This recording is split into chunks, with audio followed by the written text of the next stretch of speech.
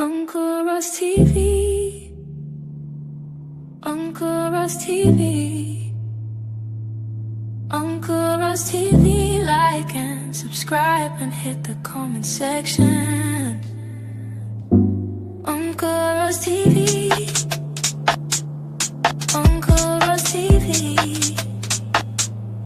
Uncle Ross TV. Like and subscribe and hit the comment section. Uncle Ross is real, no frotting round here. Like and subscribe, hit the notification. Uncle Ross is real, no frotting round here. Stay connected and hit the notification.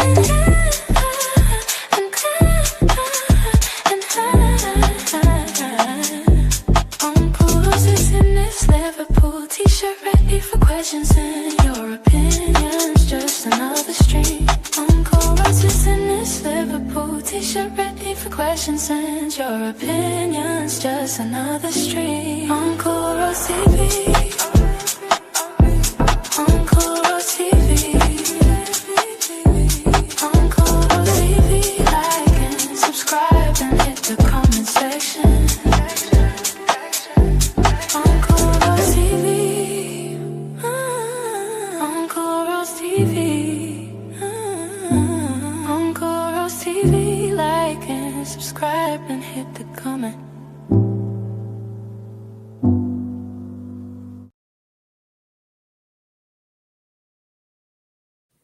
Yes, what's going on?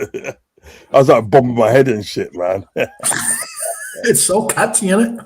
I know. It's trust me. Okay, welcome to the show. We're gonna go through some the match preview for the game on Sunday. Liverpool versus Man City. Man City's coming to Anfield. Let's hope we don't take a beating like we did last time. You know what I mean? We got our arse handed to us Didn't we just? There was no fight in the squad, even though they just come off of a great victory against Real Madrid. Yeah. It may have only been 1-0, right? But the fact that you managed to score one goal against Real Madrid and then stop them from scoring or even having any chances, and then you go and get destroyed by City, it just made no sense at the time. We had no fight in us. At all. I don't know what was happening that day, mate. I don't know, man. I really don't. You watch the game back now, and you just like, what was we doing? There was no fight whatsoever involved. Zero fight. We made Doku look like prime Messi. We did. We made him look so good. It's unbelievable. I couldn't believe how good we made him look. Do you know what I mean? You know, but let's hope it's not a repeat like what it was last time. Do you know what I mean? Let's hope that, because I can't take that still. Because for all sense and purposes, it does look like that. I think that Arne Slott's gonna be here for the long run. I can't imagine that. I just can't. I can't imagine. Don't get me wrong. I can't imagine it, but I think it's going to happen. The way they were sucking off each other the other day, it was just like that video was done way before everything that happened afterwards. So I think that was done around about the Arsenal and Barnsley game, wasn't it? No, it was just done the other day, mate. It wasn't that long. That's not what the chat was saying. The chat was saying that it was done round about the Arsenal and Barnsley game. That was done. They've released it now, but it wasn't done now. It was released a while. It was done a while back when they were all chummy. But since then, there's been really bad conflict, and you know there has. But it's been all over X. Yeah, but why would they put it out now, though? PR. Why else? PR. People do anything. But isn't it PR? Wouldn't you say it's PR to show that? What can I say? That we're standing by our man. It's PR to say that, but at the time they probably meant it because we were going into the Arsenal game having just drawn against Fulham. Was it Fulham we just drew against? We went into the Arsenal game just after that game. And then we managed to hold off Arsenal for the whole game, and we could have won. Yeah. You Never Walk Alone Fans TV said, big up Uncle Rod's Cutfather. Big You up, okay, man. boys? Yeah, we're good, man. I think we stuck with Slot until he literally sacks himself going on a bad run. That's what I think as well. If we get a thrashing from City, that might make his exit a bit more stage left. But again, I don't want to lose. This is what I'm saying. I don't want to go on a bad run, but I think that's what it's going to take for him to go. Do you know what I mean? Do you understand what I'm getting at? You just don't want. I get it. I get it. I get it. I really do. But at the same time, I just don't want to lose. No. Don't get me wrong. I don't want to lose. I do not want to lose. That's I a don't lot. want the guy. I don't want him. I do not want him at all because he's not good enough. But I also don't want to lose either. So I don't want to go on a losing run. But I don't want this manager. So I'm kind of conflicted here. Yeah, and I hear you. I mean, to be fair, and they sort of like the last thing I do that I want is to go on a losing run. That's the last thing I want. I need to make that clear to everybody. The last thing I want to do is go on a losing run. But I fear that's what it's going to take for him to go.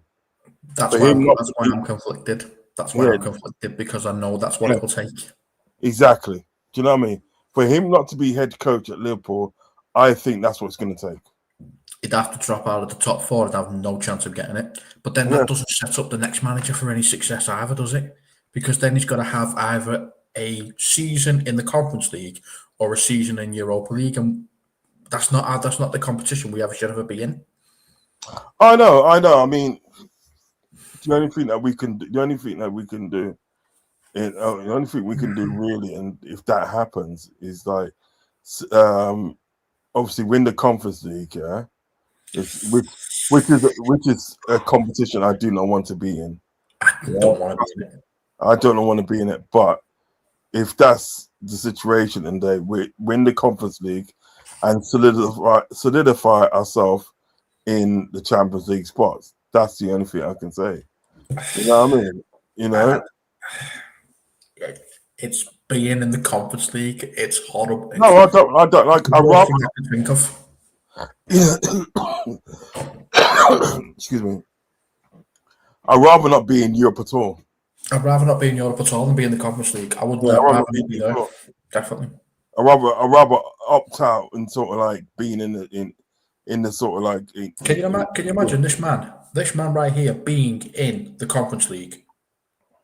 I can't even imagine him being in the Conference League. This man right here, Mr. Klopp, I can't imagine it. He was not even happy about being in Europa League, never mind Conference. Oh, yeah. He was not happy about being in Europa. Yeah. I mean, oh, yeah. It's a double-edged sword. We need Slot sack to get Alonso, but it's probably going to take us dropping out of the Champions League places for him to get sacked. That's it. Double-edged sword. It's conflicted because you want him out, but you also don't want us to fall too far where the next manager's going to have a season in the Conference League or a season in Europa League, and we don't want to be in either of those two competitions because we are built on the Champions League. We have 6, which puts us third. No, sorry, joint third in it with Bayern Munich. The only thing that can sort of like remedy the situation is it's us and they dropping out the Champions League spots, but still winning the Champions League. Mm-hmm. Do you know what I mean? And there's only one way that happens, and that's winning the damn thing. Yeah. Which you don't want to do that either, because that cements him in his job, then, doesn't it? Because that's 2 majors in 2 years. Yeah. That's why I don't want him. I don't want him in the Champions League, because Isak's coming back soon, and he's going to be fit. He's going to be fit and ready to fire. Because he wants something to prove. Ekatike is on fire. Wirtz scores pretty much every game now. Yeah. Oh, no. Here's Lex Luthor. Lex Luthor, you know, start Joe said, big up, Joe. He said, I doubt we'll get rid of him, guys. I'm sorry, but we may as well get used to Slot. Shake my head. Yeah, well, I agree with him. I agree with him. I agree with it, but I can't be doing with a manager that's not good enough. Yeah. Oh, yeah. You can't call yourself the best team in the league if you've got one of the worst managers in it. It's not going to work. No, of course not. We know this. We know this, but listen, let's take in some of this. Obviously, some of this thing here. Let's take in some of this press conference. Let's take in some press conference. Starting with Jeremy Jacko in the room, so I'll start again with him. How pleasing to get that one over the line, albeit we linked to the Sunday. Yeah, very pleasing, of course, because first of all, he's a very big talent, and maybe even more than only a talent. But we speak about talent because of his age, of course. Second of all, because we weren't the only one interested in him. So another big compliment for the people that working every single day so hard to sign players, that we were able to sign such a big talent, and another example of the model we are using at this club. So young, very talented players, sometimes in the start of their career, sometimes already a little bit a few years into their career, but always players that are young and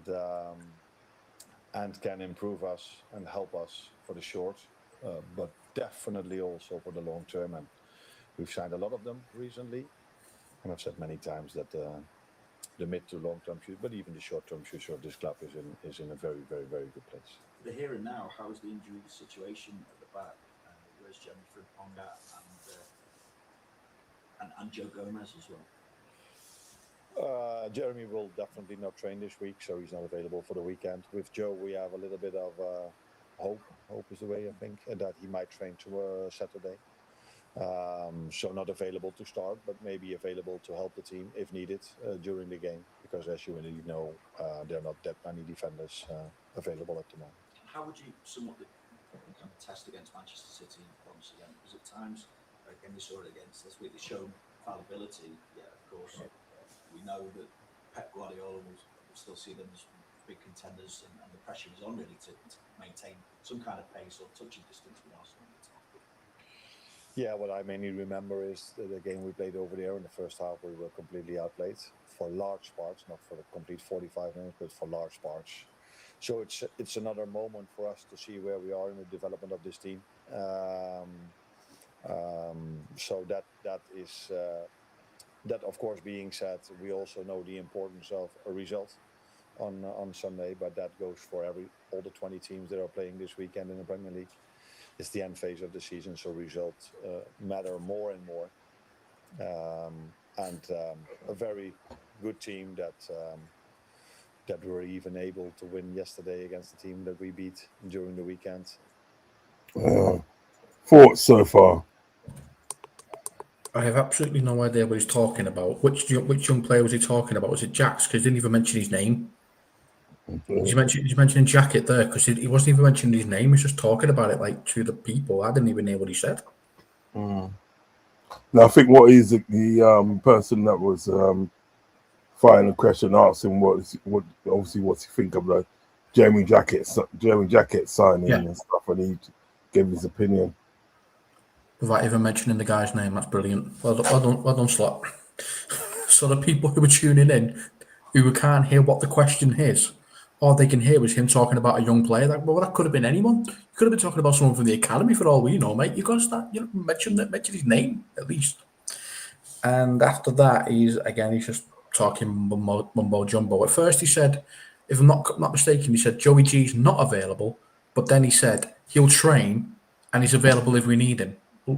Which one is it then? Because you said his name, you said Joey's not available, but then you said he is available. No, he said Jeremy Frimpong's not available. Oh, Frimpong, right? Yeah, he said Jeremy Frimpong definitely not available. Well, he's definitely not available. I know that. Yeah, definitely. If he goes up, but Gomez, we have to see about Gomez because he's going to train. I think Joey G. Yeah. Joey G is going to train tomorrow. Well, yeah, tomorrow. We ain't got that many defenders. Does he? Yeah. He's just saying that basically to the owners, saying I needed more help, or is he saying? But whose fault is that? It's his own fault.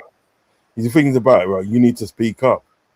You need to speak up and say, well, I need at the end of the day, I need players. You need to speak up because you're the one that says it. And you're used to working with a 15-man squad.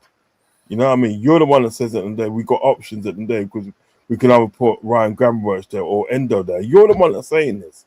Yeah. Do you know what I mean? It's just like something that you're saying to me in the day is nonsensical, to be honest. He doesn't believe it.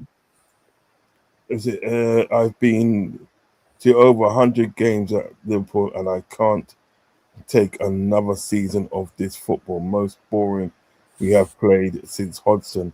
Slot has no aura, no was it gravitas? Is it gravitas? Yeah. No gravitas at all. I think he wants to put at all. Get us Alonso ASAP. Anger needs. Yeah, anger needs.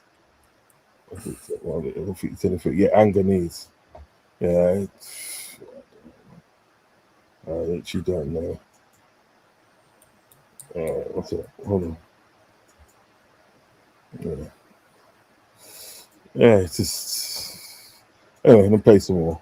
Not even with their starters. So that tells you, combined with the game we've played against them, what a force City still is, and always will be, I think. Hi Anna.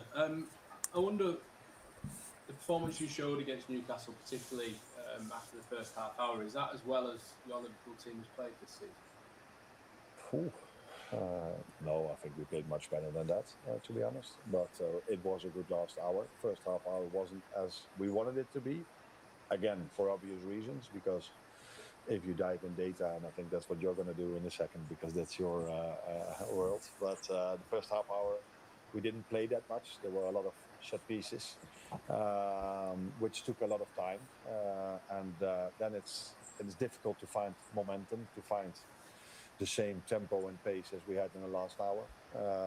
But I liked our last hour, but for me it wasn't our best. I think we've played many games, really good football.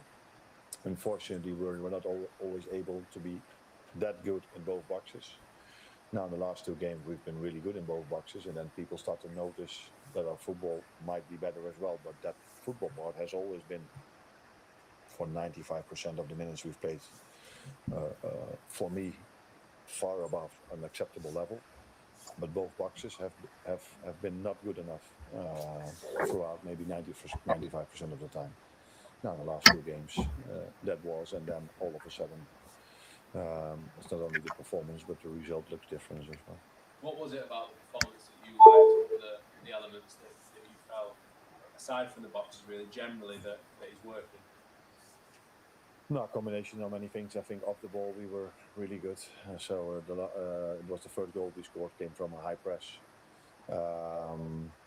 and a very good transition moment. We had a few very good transition moments, and I see also individual performances that are getting better and better and better, because these players are getting fitter and fitter and fitter, and are adjusting more and more towards Premier League, Champions League amount of games. And again, we are going to a week where we have to again play 3 games in 7 days, and not the most simple ones. It isn't as if we had a very easy FA Cup draw. So 3 strong teams to face in 7 days again. So that is another challenge that we are facing this week. You said that about individuals getting fitter and being able to show more and more what they can do.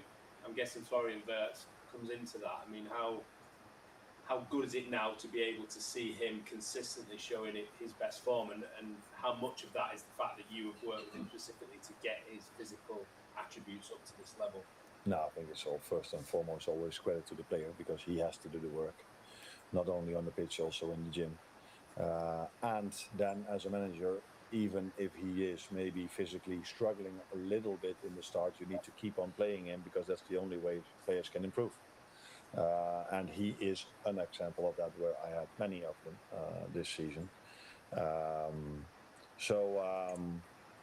I think he did not even improve that much on the ball, because from the start he was special on the ball. Maybe now he has a better connection with his teammates, because he played more and more together. That's also what you get if you play them more and more together. But off the ball, I see the biggest improvement with him and with some others. and that combination makes you ready for the Premier League, because the Premier League is about both. It's not only on the ball; it's also definitely off the ball. Thank you. Hi, Anna. You said about this will be a good test to see about the development of your players. For quite some time, these are two teams that went toe to toe. Thoughts? Let me just lower that. Okay. So he said that we've played better against another team. If he's referring to the Man United game or the PSG game again, because that's what he keeps doing, we didn't score anywhere near as many goals as we did against Newcastle. So I'm not interested in us having really good performances if we're not able to get 3 points on the board and score a lot of goals that we did against Newcastle. If he's looking at the way we played against those two teams, for example, right? We had a smash and grab against PSG at their ground and then came back and then they scored and we went to penalties. I'm ignoring that game because that's irrelevant as last season. If he's talking about the Manchester United game, the one at Anfield, where we lost that game. So no matter how great you think we played, we lost the game. So when he's talking about us actually having a good game against another team, I'd like to know who it was.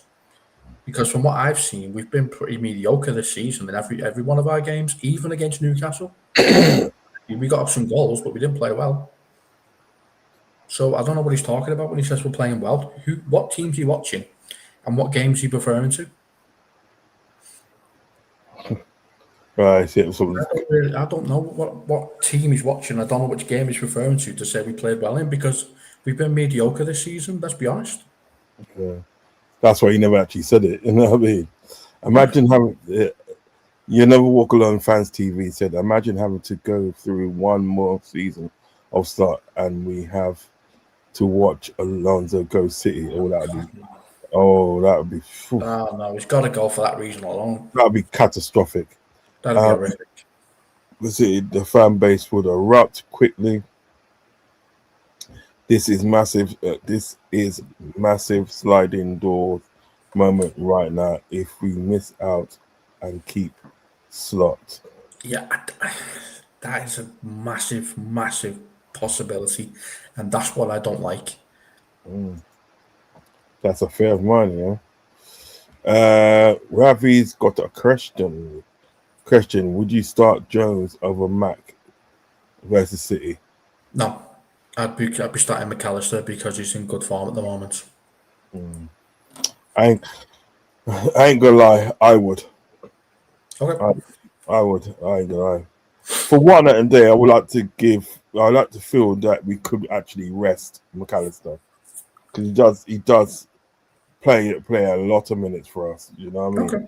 And sometimes it does show that he plays a lot of minutes for us. You know what I mean? So in that context and day, right, I would be sort of like willing to explore that option, because this is why we've got these players for, isn't it? So we got options on the pitch. Do you know what I mean? You know, maybe at the end of the day, sort of like, you know, we start off with Jones. Jones holds the fort for a while. Then we bring on sort of like McAllister on the 60th minute, right? And he has a mazza. He does as a mazza. Do you know what I mean? He has an amazing game because he's had that bit of a rest. You know what I mean? So, but then wouldn't you have played Jones against Newcastle, rested him for Newcastle to play against City the week after? You're essentially saying you're going to rest for Jones. I would. I mean, because the thing is about it, right? I've got to sort of like watch my biasness, because I happen to rate Jones. I think he's a quality. I rate Jones. I rate Curtis Jones a lot. Yeah, but I've if you always go to rated. rest McAllister, you rest him against Newcastle so he's ready for City. You don't rest him against City because that's a bigger opposition. Yeah, bigger opposition, but it could work out in your. Could work out to your advantage, being on 60 minutes. Do you know what I mean?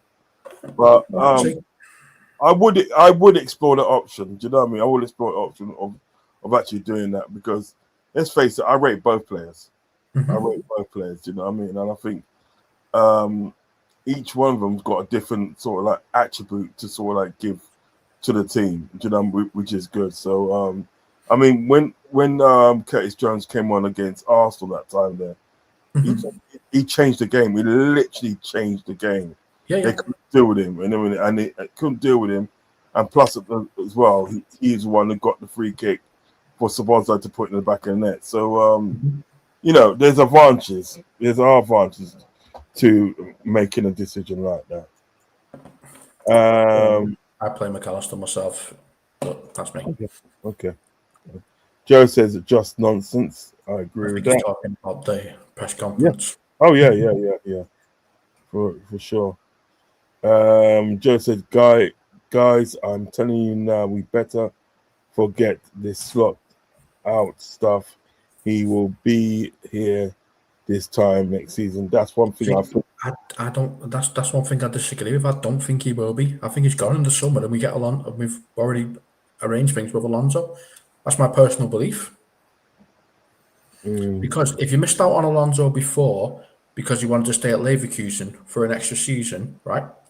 And then you can see the results not going your way with the league, you're more likely then to go, well, Alonso's available. That was our first choice anyway. Let's just get him. Yeah, but you are thinking logically. I'm going to say you're thinking, you know what I mean? You're thinking logically, very logically. These guys don't think like that. True. These guys don't think like that. So this is where we're at. Big up, lads. We're gonna show what we're made of versus City. It's gonna be squeaky bum time with our defense. Yeah, Who that's what. knows? It depends which version of Virgil and Canate turn up. Oh yeah. Because we've got Kanata back. My fear is that if Kanata gets into, we're fucked. Yeah. Anyone them guys get into the fight. Have I read this one already? Yeah. Yeah, I've read this one. I've read it. It's Joe at the bottom. I think you're up to.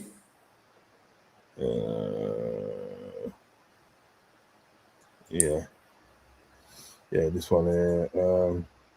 Thought just won the league in FSG's eyes. Yeah. But if it doesn't get top 4, then he's not made them, and then he's not made them the money they were after. So you got to look at that as well. Yeah, for sure. Right, let's get back on this. Of course. Man like Luther. In competitions, I just wondered, how do you assess right now your squad, your performances with City? Where do you see them at the moment? Yeah.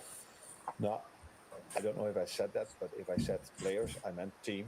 So where are we as development of this team? Because that we have very good players that we are aware of, but that almost everyone has in the Premier League, but we definitely as well. But the development of the team, how we are able to play against them now in our own stadium in front of our own fans, that's very helpful as well.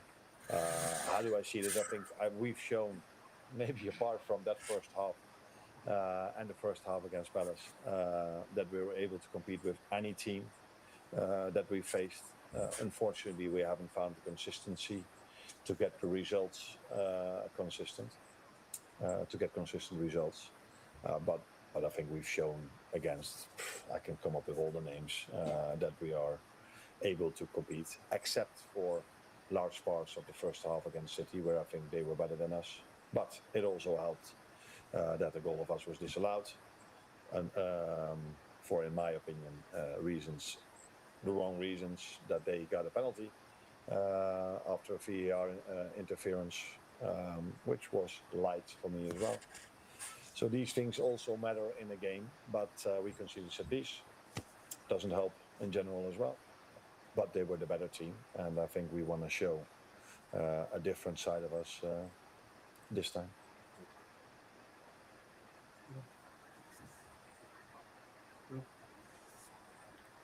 Sorry, on with Jackie, you obviously brought in 2 young centre backs as well this month. Yeah. Some from the last from Monster as well. Is that an area that the club have recognised and needs strengthening, and ultimately is the club starting to look for a real long-term success whenever they're not able to compete as move on with these 35 next summer? Now, you are longer here than I am. So I think if I tell you that this club does everything they do with a reason, I don't think you are surprised. So everything that is done over here is never from panic, or is always a long-term idea, or something that has been thought about for a long time. by not only one person but by multiple persons. So of course we are aware of the fact that Virgil will not play for this club 10 more years, but he has 1.5 year contract left. So he will be with us for that period of time, maybe even longer. If he keeps staying as fit as he is now, because I've said it before, what a compliment to him at his age to play every 3 days, not only for our club but also for his country, for 7 or 8 months already. So yeah, hopefully he can stay as fit as he is for multiple years. But this club, we are not stupid. We do know that somewhere in the upcoming years there is life for this club without Virgil. And so you are now talking about Virgil, but I can say this for every position. This club is not only thinking about short-term future, but also for the mid to long-term future in the decisions they make. We make. So. Just a little bit about Curtis Jones, because obviously there's been externally maybe some reports that he might be gone in the next week. No, I think you said that they were obviously it's quite strong. Just in terms of his role in the team squad this season, how do you sort of assess I think what you've seen. He's played a lot of minutes, not all of them, but I think he's also unlucky in the sense that it's probably the only line where we haven't had injuries. But still, he's played a lot of minutes. So that's of course why we kept him as well, because we have in that line a lot of players, but we need these midfielders in different positions as well. And the moment you start to need midfielders in different positions, then the line in midfield gets smaller and smaller. So yeah, Kurt, of course we kept him, and his situation hasn't changed to us. He's one of the 16 outfield players we have available for a long term now, and also at this moment of time, with 2 really young players, with Trey and Rio included. So yeah, would be a bit strange if we would let anyone go if you only have 16 available. Thoughts? Just lower this. Okay, so I heard him saying that he's talking about a future after Virgil van Dijk. Is that what he said? He's saying that. Yeah, he goes. He can't. Obviously, Virgil can't play for obviously another 10 years. So yeah, we know that. Yeah, pretty tough. But the defending position is a bit different than it is up front. So the likes of Thiago Silva, for example, carried on playing way up until it's like 38, 39, didn't he? Because he was still able to defend. So there's no saying that Van Dijk can't carry on defending for us for a little bit longer. But I get his point there. What else did he really mention? Because this guy just waffles a lot here. He talked about. He really does. He just starts waffling. He talked about obviously the club making decisions not just for the short term or medium term, but they make decisions for the long term. Do you know what I mean? And that was in relation to sort of like Jeremy Jacquet. You know what I mean? So basically, at the end of the day, what he's trying to say is that the club makes decisions at the right time, which I don't believe. No, I don't believe that. What they actually do, and it's been proven now plenty of times, is they build a squad to compete, and the season after, they sell that squad to rebuild again. That's what they actually do. Let's be honest here. They build a squad that is going to be able to compete, right? And they pick up a Champions League and a Premier League, and then they sell that squad on again to make this, because they got a sell to buy model. They then sell the players that got them there and bring in players that have never won anything to try and get them to win something. So the likes of Wirtz, Isaac, and Ekatike, for example, that's their new long-term plan, right? So what they're going to do is get that team to win things, whether it be a Carabao Cup, FA Cup, Champions League, Premier League, whatever it is, right? And when it gets to the 5th year, they will then sell those players in order to bring in the next big thing. That's what they're doing. That's exactly what they're doing. Every 5 years, they're going to do that. It's annoying. Yeah, so, That's why they give them 5-year contracts. It all adds up now, doesn't it? yeah, because the thing that when you look at it, they're not exactly growing, are they? No, I mean, it's either they're staying the same, they're staying at the same amount of growth, or they're decreasing their growth, right? Yeah. But they're never like increasing their growth. You know what I No. mean? In relation to the team, you know what I'm saying? Yeah. It's madness. It is madness. That's basically what they're doing. Because if you look at the team that won the Champions League and the Premier League under Klopp, sorry, how many of those players are still here? Well, not a lot, is it? Not a lot. Exactly. So You they got sold those players and rebuilt the next squad. Now this squad has won the squad managed to win a Premier League, right? Now most of that squad, to be fair, is still here, but they're not going to be there for much longer because over a period of time they're going to start selling the midfield. The midfield that got them the title, they're going to replace them as well. Salah's going to be gone, so there's another replacement. So the original team that won under Klopp is now being ushered out, and the new one that they're creating is now being ushered in very slowly. They want to get rid of everything that Klopp did, so they get rid of Klopp's players. exactly. I've always said I've said what it looks like they're trying to wipe out all that Klopp's good works and put their stamp on it. Do you know what I mean? So if anything, if they do win anything, they can say we done that, not Klopp. We done that. Yeah, they can't take credit for the Premier League, can they? Because it wasn't a team they created. Exactly. Slot just has no charisma at all. Imagine going to war and Slot is your captain God, no. who is leading you into battle. You would feel defeated before even Starting. when he was starting. He could talk a room to sleep. He could, yeah, he really could. You know, he is so boring. Honestly, he's very boring. He's very dry. He's got no humour whatsoever, and he doesn't have any energy to his voice either. He might as well just be sat there as a bloody AI at this point. Yeah, exactly. Honestly, Exactly. Surprised he didn't bring up PSG again. oh, he was about to. PSG again, like he likes to do every press conference. All he does is chat major crap and blames everything other than himself. Man was blaming the wind. I He know, was yeah. blaming the wind. He I remember, was I remember that. I remember that. blaming the wind. Honest to God. It's not even the really bad ones we had, because the ones Klopp was complaining about was 100-mile-an-hour winds. The ones he's complaining about is nowhere near as bad as that. Facts. It's massive difference. There's a massive difference.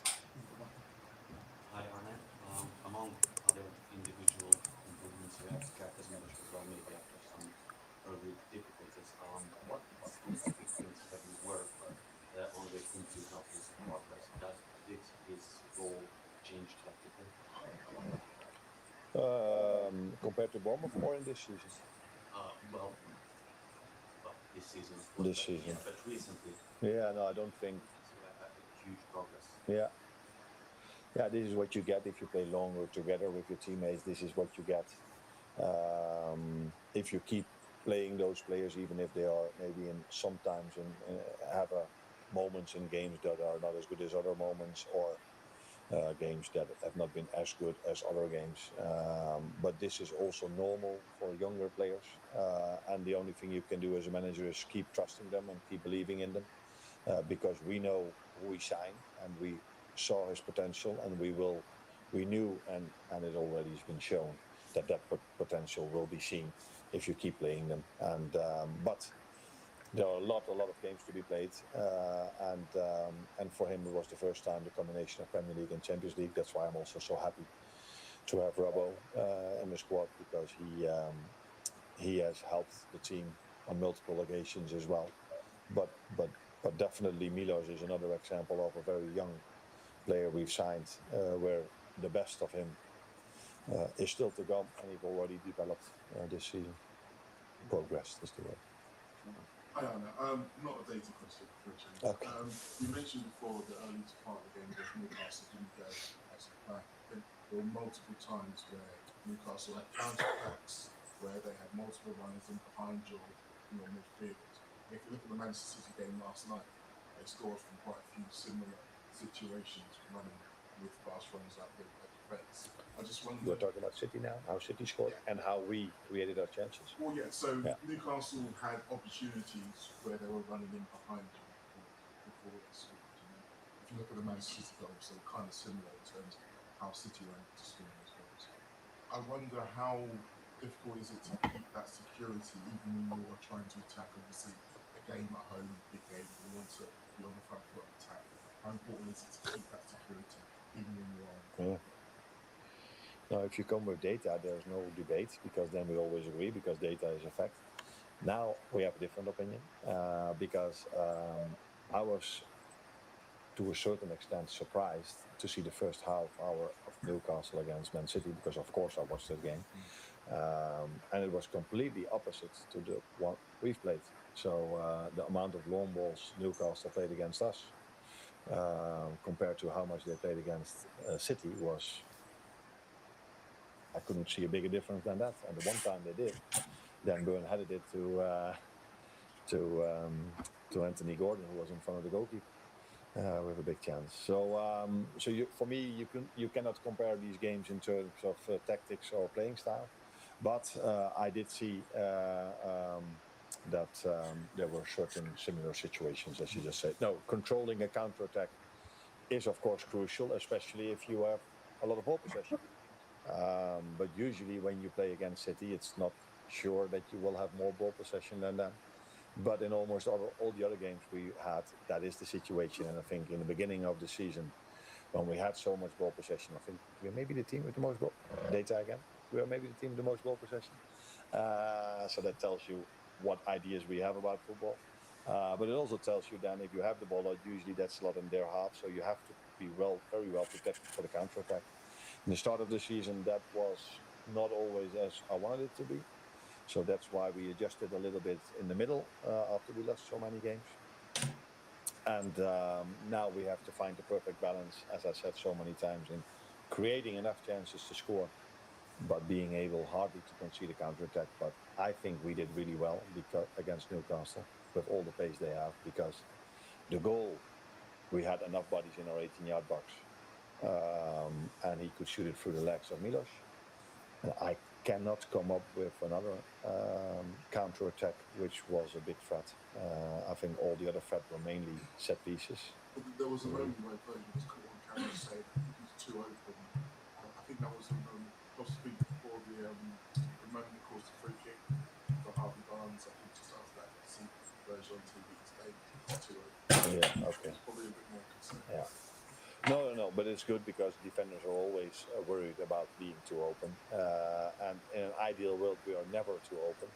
But I watch a lot of games, and even yesterday, Newcastle were 3 or 4 times only in the first half, or one-on-one to the goalkeeper. And these are moments we did not face against Newcastle. But there will always be moments, if you play in a league like this, where other teams will show their quality as well. But I think in general, we hardly concede a lot of chances or counter-attack chances. We mainly have conceded a lot of set piece things, because last week he asked what's the difference between us in the Premier League and the Champions League. Now, if you only look at the set piece, then you have the answer.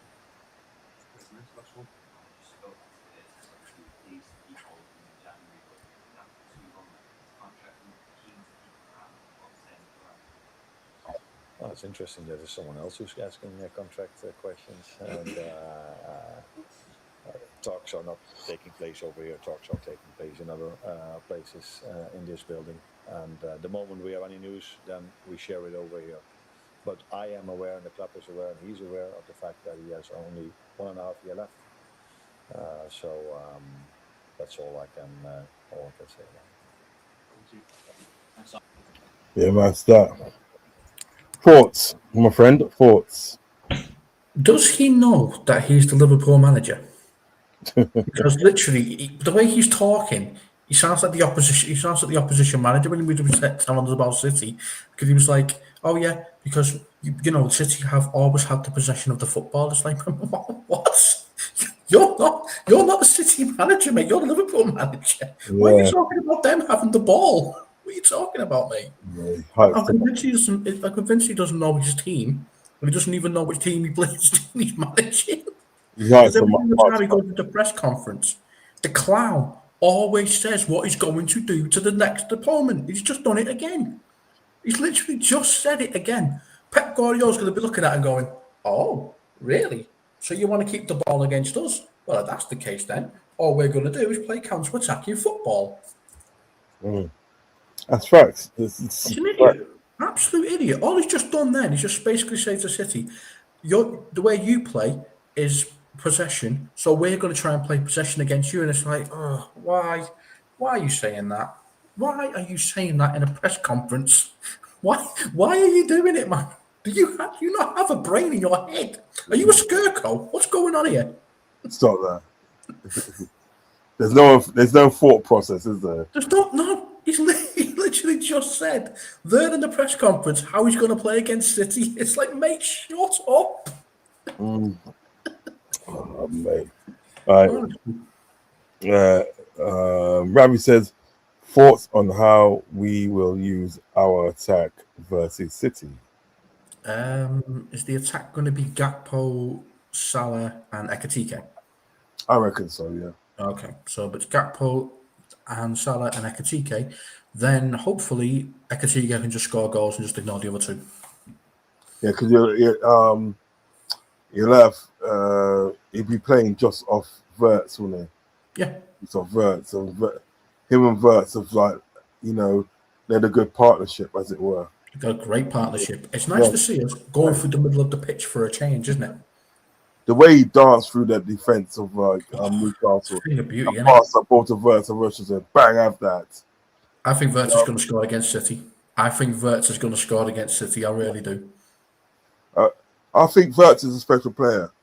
Verts is a special player, and I think doesn't he remind you of Coutinho now, though? Isn't it just Coutinho? Yeah. Everything about him, because he gets the goals that matter, and he scores pretty much every game. Pretty much every game in the last 10 games he scored, apart from maybe one. He scored in all the rest.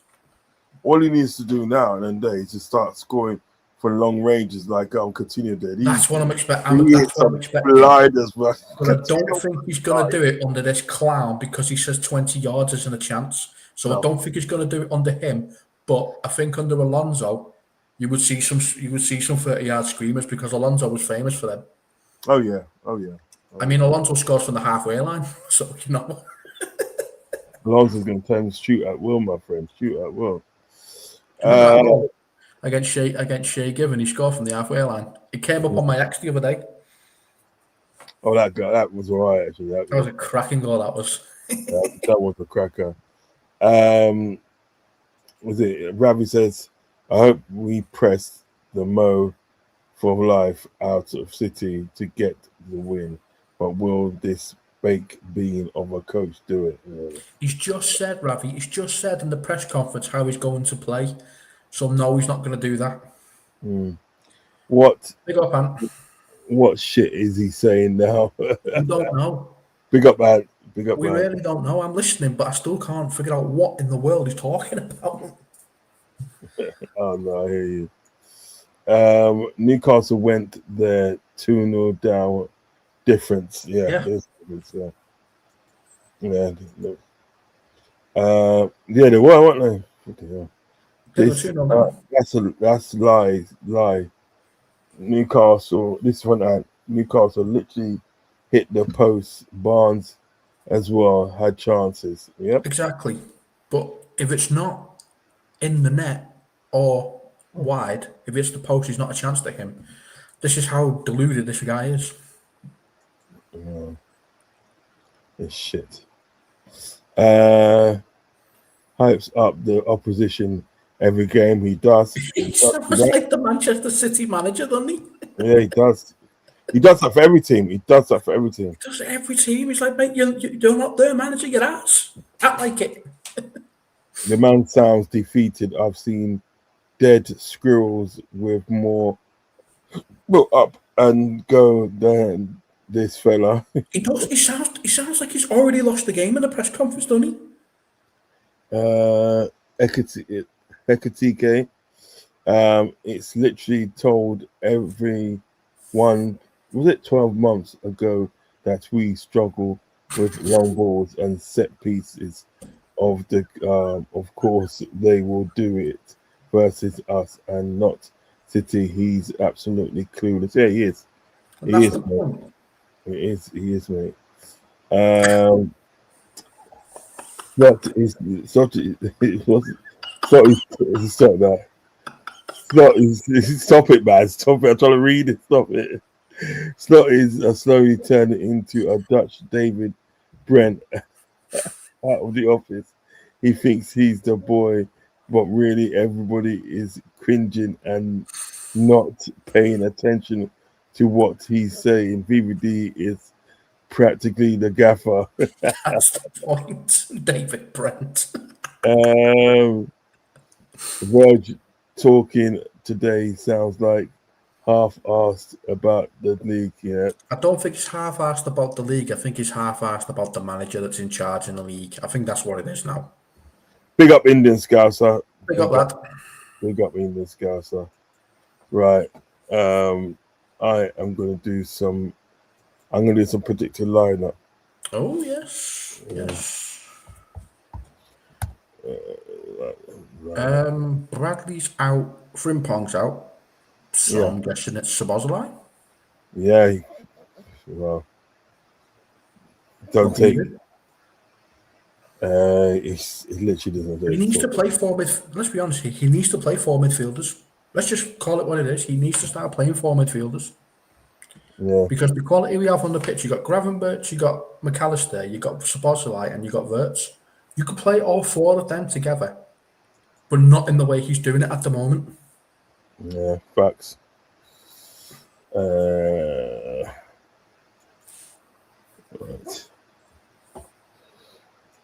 Right. Let's get this show on the road.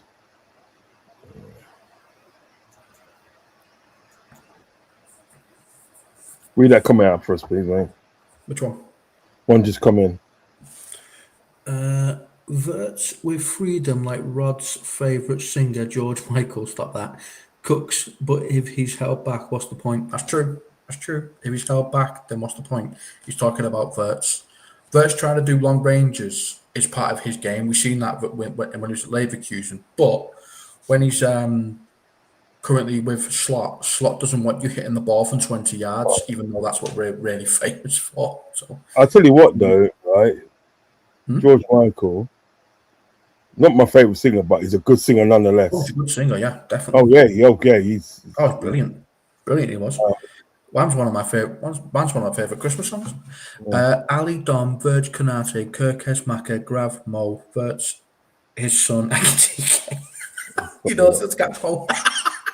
And of course, Lex Luthor lingers like a fart in a lift. Big up, Peter. Right, let's have it. Okay, so we know that Becca's going to be in goal. Yeah, pretty much. Becca.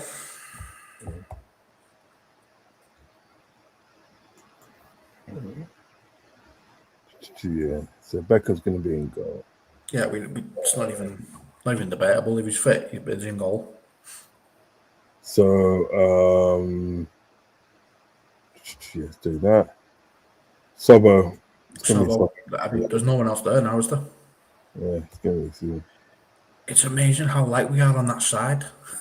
I don't, and the thing is, we've got Calvin Ramsey there as well. We could put. So why is he playing Ramsey? Yeah. I don't understand his logical thinking. I don't get this manager. I really don't. Okay. He was trying to do what Klopp did. Then Szoboszlai is not a Trent. He's not the same type of player. He can't play those long balls like Trent used to be able to.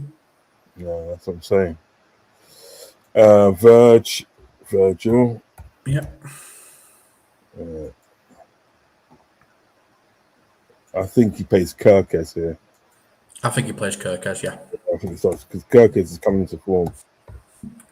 Kirkes is on top form. Yeah. Oh, he's playing the Hungarian Strike Force again. Huh? He's playing the Hungarian strike force again, the Hungarian fullbacks again. Yeah. You know, You've got hungry. Szoboszlai on one side, you've got Kirkes the other, two Hungarians. Yeah. Then that's going to be Graf. Yeah. And this one's going to be controversial. I'm thinking McAllister, but you're thinking Jones. Should No, we- I've said. I think the question was, would you start Jones on the thing? And I said, yes, but I know he's not going to start Jones. You know what I mean? So it's going to be Maka. It's going to be Maka. That's what I'm saying. I'd play McAllister because he's on form. You can also bring Jones off the bench to see if he makes a difference. Yeah. No, I think because the question was asked, would you start with Maka and obviously put would you start with Jones and put Maka on the bench? I think that was a question I was asked. You know what I mean? I said, well, yeah, I would start Jones, but if you look at it, sort of what is going to happen on Sunday, do you know what I mean? From the head coach, he's going to put Maka in there. Everything we know, yeah, he's going to play McAllister. That's going to be Salah. Yeah, of course it is. Apparently, everything's rosy in the garden again. Yeah. Funny, isn't it? Funny not. Gappo. Yeah. See, even the screen doesn't want him.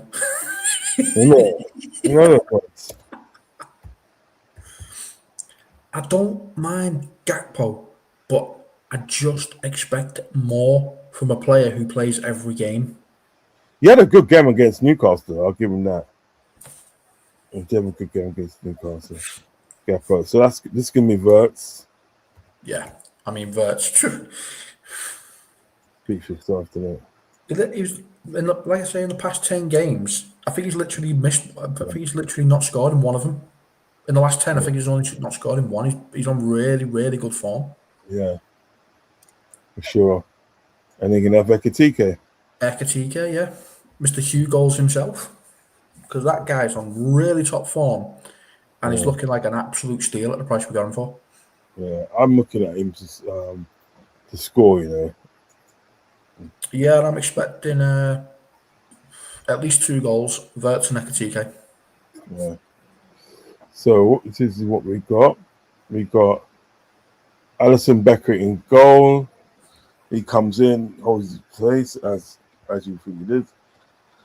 Szoboszlai comes back in again at right back. Kanate comes in with Virgil as a centre back partnership, and Kirkes as left back. The two in midfield is Gravenberch and McAllister. Out wide is Salah and Gakpo. Playing number 10 role is going to be Verts, and the striker is Hugo Ekitike, which is in banging form. May I add, sorry. You got the 2 players that are banging in form and banging in goals right there on the pitch. That's what you want. Of course you do. You want Verts and Ekitike on. You want Verts and Ekitike right there. You don't want to put them anywhere else. That's exactly where they should be. It's true. Slot has a defeatist mentality at 2-0 up. He's shutting up shop instead of going for the throw. Even in the Newcastle game, he was shouting at the players to calm it down. Yep. And our players ignored him, innit? That's what I was saying to you. The players have stopped taking his tactics and they're just moving around the pitch their own free will. They're going, this guy's not got a clue what he's doing, so we're just going to do what we want on the pitch because he can't stop us. Yeah. And why is Hughes bigging up Lex when he only has 18 months left? I don't know. PR. That's the only thing I can think of for that interview. PR. That's the only. Literally, that's it.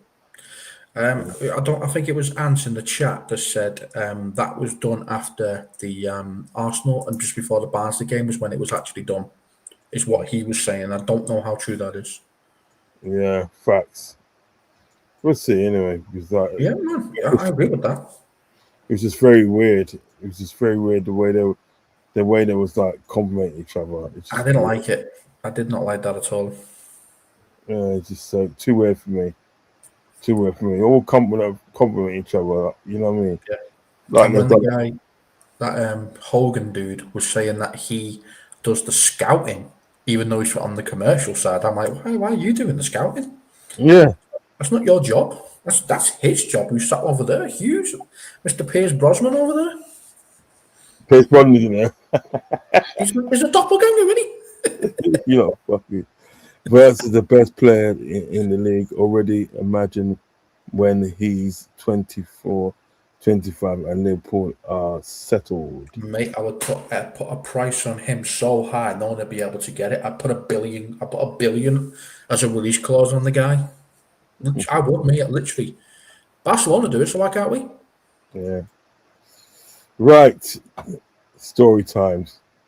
Story times and news time. Ravi's gonna love this. After Barnsley was done, all to Pelly, was it? Pally, All sorry, too Pally. Pally. Yeah, Pally would never have been agreed to with Klopp. No, we wouldn't. No. After the Barnsley game, that was a while back now. That's when it was actually taped, but it was released now for PR reasons, of course. So that's what I'm saying. Everything kicked off after the Barnsley game. We started seeing X coming up saying that behind the scenes it's not very good at Liverpool right now, and that's when Indy Carla said that Alonso had been contacted, and that's which started saying everything else. So we'll have to see. Let's see. Yeah. Liverpool have contacted Nico Slotterbeck's camp to discuss potential availability for summer. Do you want him? That's Wilcock. Let's see. Yeah, I think it's a good player. I think he's a good player. We're also in for Well, the we get. You have to sort of like. My argument is at the end of the day, will we get him? This is the point. I don't think I can't see us getting him. I mean, how old's he? Now, was it this guy says, how true is this? I think there could be some sort of like there could be some sort of truth behind it, because I know that Liverpool are an admirer of Slotterbeck. Do you know what I mean? There is interest there. You know what I mean? We're an admirer of a lot of players, though. It doesn't mean we've actually contacted them. Yeah, what I'm saying that they could be sort of like some sort of like interest there, because we never thought that we've contacted Jeremy Jacket. Remember the day that all the stories that were coming out was like distance ourselves from Jeremy Jacket, distance ourselves from him, and it was like he was nailed on going to Chelsea, and then we come out in the last days of the transfer window and sign him. Yeah, but me and you both said that we could see Jacket coming to Liverpool. We both said that when we first got linked to him because of the profile of the player. We said he's more likely to come to Liverpool as a defender than anyone else we're linked to at the moment, and both of us were right again. Yeah, I said that, but then again, you had the situation with Chelsea. Chelsea was fishing around, and he said he wanted to go to Chelsea. So, like, then the stories what came, like, we was like distance ourselves from the Jeremy Jacket, but then all of a sudden we signed him. Let me look at some of the comments that they put out. Seems like it's going to be another busy summer. That's coming from KC. Jiz said would be perfect. Oh, that's a wrong comment. Don't read that one. This one here. Oh, shut up, man. You feel so stupid, I don't need comments like that. Yeah, it's stupid. Izza said, I hope it happens. Good. Well, yeah, but I mean, if he comes to Liverpool, I'm going to cheer him on. But at the same time, I'm looking at him going, is that the profile of defender we need? Yeah, he's good. Yeah, he's good. He's a good defender. Trust me. Is he better than Van de Ven, the one we're mostly linked to? Is he a better defender? Yeah, I reckon. He is. Yeah, he's better than Van de Ven. That's my opinion. He's better than Van de Ven. He's a better all-round defender. Do you know what I mean? Okay. He's. But as I said, I won't mind. I say get all three of them. I should get as many as you can, because it's proven this season we need defenders. Yeah. Slotterbeck. Yeah. Is Wilson Cock reliable? Yeah, well, to an extent. Think Konate and Gomez will go. I don't think Konate, but I do think Gomez. I think Konate might go. You know, sometimes we I'm can't not like that. sure. Slotterbeck injury record is a concern. Yes, that's another concern. But so was Kanate's. Whatever we're doing at the moment is working when it No, comes to no, no, no, defenders. no. Konate's injury. Konate one wasn't concerned. Was his mate, Ibra Makano. Oh god, his injury record was horrific. Yeah, that was the one. That was the one. That was a major concern because remember at the day we was kind of in for him first, but then we shifted towards Konate. Yeah. You know what I mean? You never walk alone. Fans TV says FSG had. I'll put this up, make it bigger. FSG left a lot to do. We need a centre back, left back, right back, 2 CDMs, left winger, right winger, and that's some players as Salah, Gomez, and Del Canate. Jones, Maka, Gapper could all leave. I don't see all those players leaving. I don't think Gapper will leave, and I'll go so far as saying that Maka could stay. Maka could stay. Maka's not going anywhere because he's already seen how players are now getting treated at Real Madrid, so he's going to be looking at that going, Trent's gone over there, and now he's been told basically to find himself another club. Why would I risk my career going there? Yeah, why would you do that? You know what I mean? It literally makes no sense. Do you know what I mean? Yeah. Honest to God, though, after the way the fans all poured out towards Jota after Jota passing away, if I was a player playing at the club, I'd never want to leave because you don't get that level of fans anywhere else. See, this is what you call bullshit, yeah? Go on. This is what you call bullshit. Look at this, right? Yeah, look at it. Look at that here. Yes. Yeah, I saw that, and I'm like, yeah, Liverpool are open to selling Alexander Isak this summer after he's failed to meet expectations. Sources say the club are now financially exposed following recent Bitcoin crash involving Coutinho. Shut up, man. Again, we bought Allison and Van Dijk. The Coutinho money was gone yonks ago, guys. Come on. What's a yonks, you know? That's a yonks, you know? It was. That's a saying up here. I know. I said that years ago. All right. Let's see something. Let's see. I'm looking for some more. Who's this kid here? Right. Oh, I'm just trying to get this story up.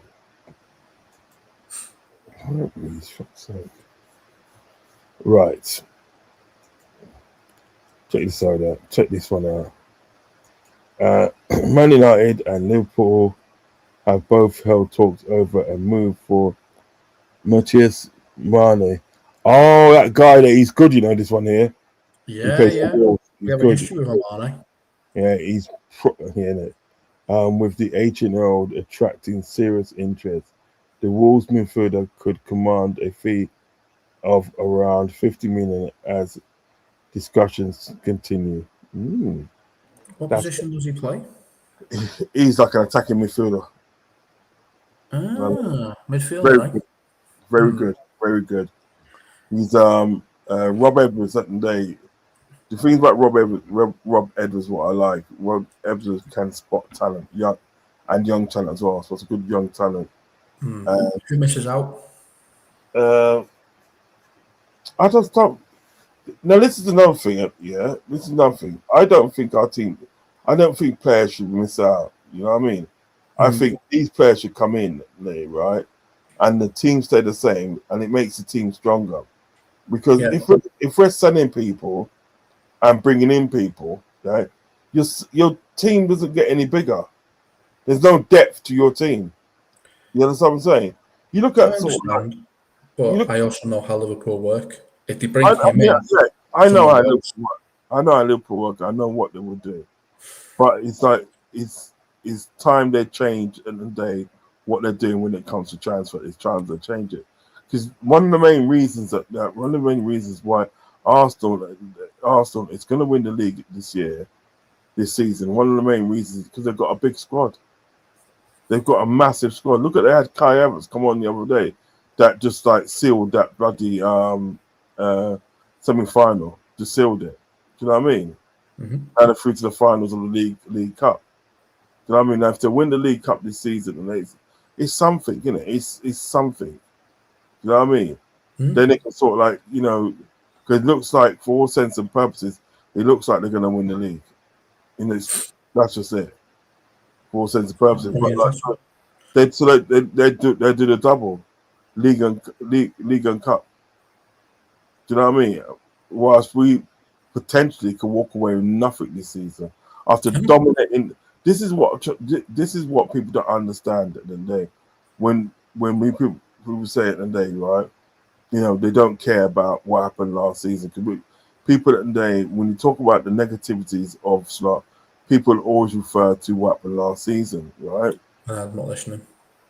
They always refer to that. But what they don't get is this, right? Is like we've gone from dominating last season, right? Yeah, to not dominating this season. Mm-hmm. We're looking at a shadow of our former self. Yep. Do you understand what I'm saying? Yeah, right. Yep. So that must be concerning in some respects. In some respects, and then that's got to be concerning. You can't tell me at the end of the day that sort of like, you know, the way that we're playing now and sort of like the targets at the end of the day that we're not hitting, that we just got to think about what happened last season. Oh well, he did win the league last season. That's not going to help us.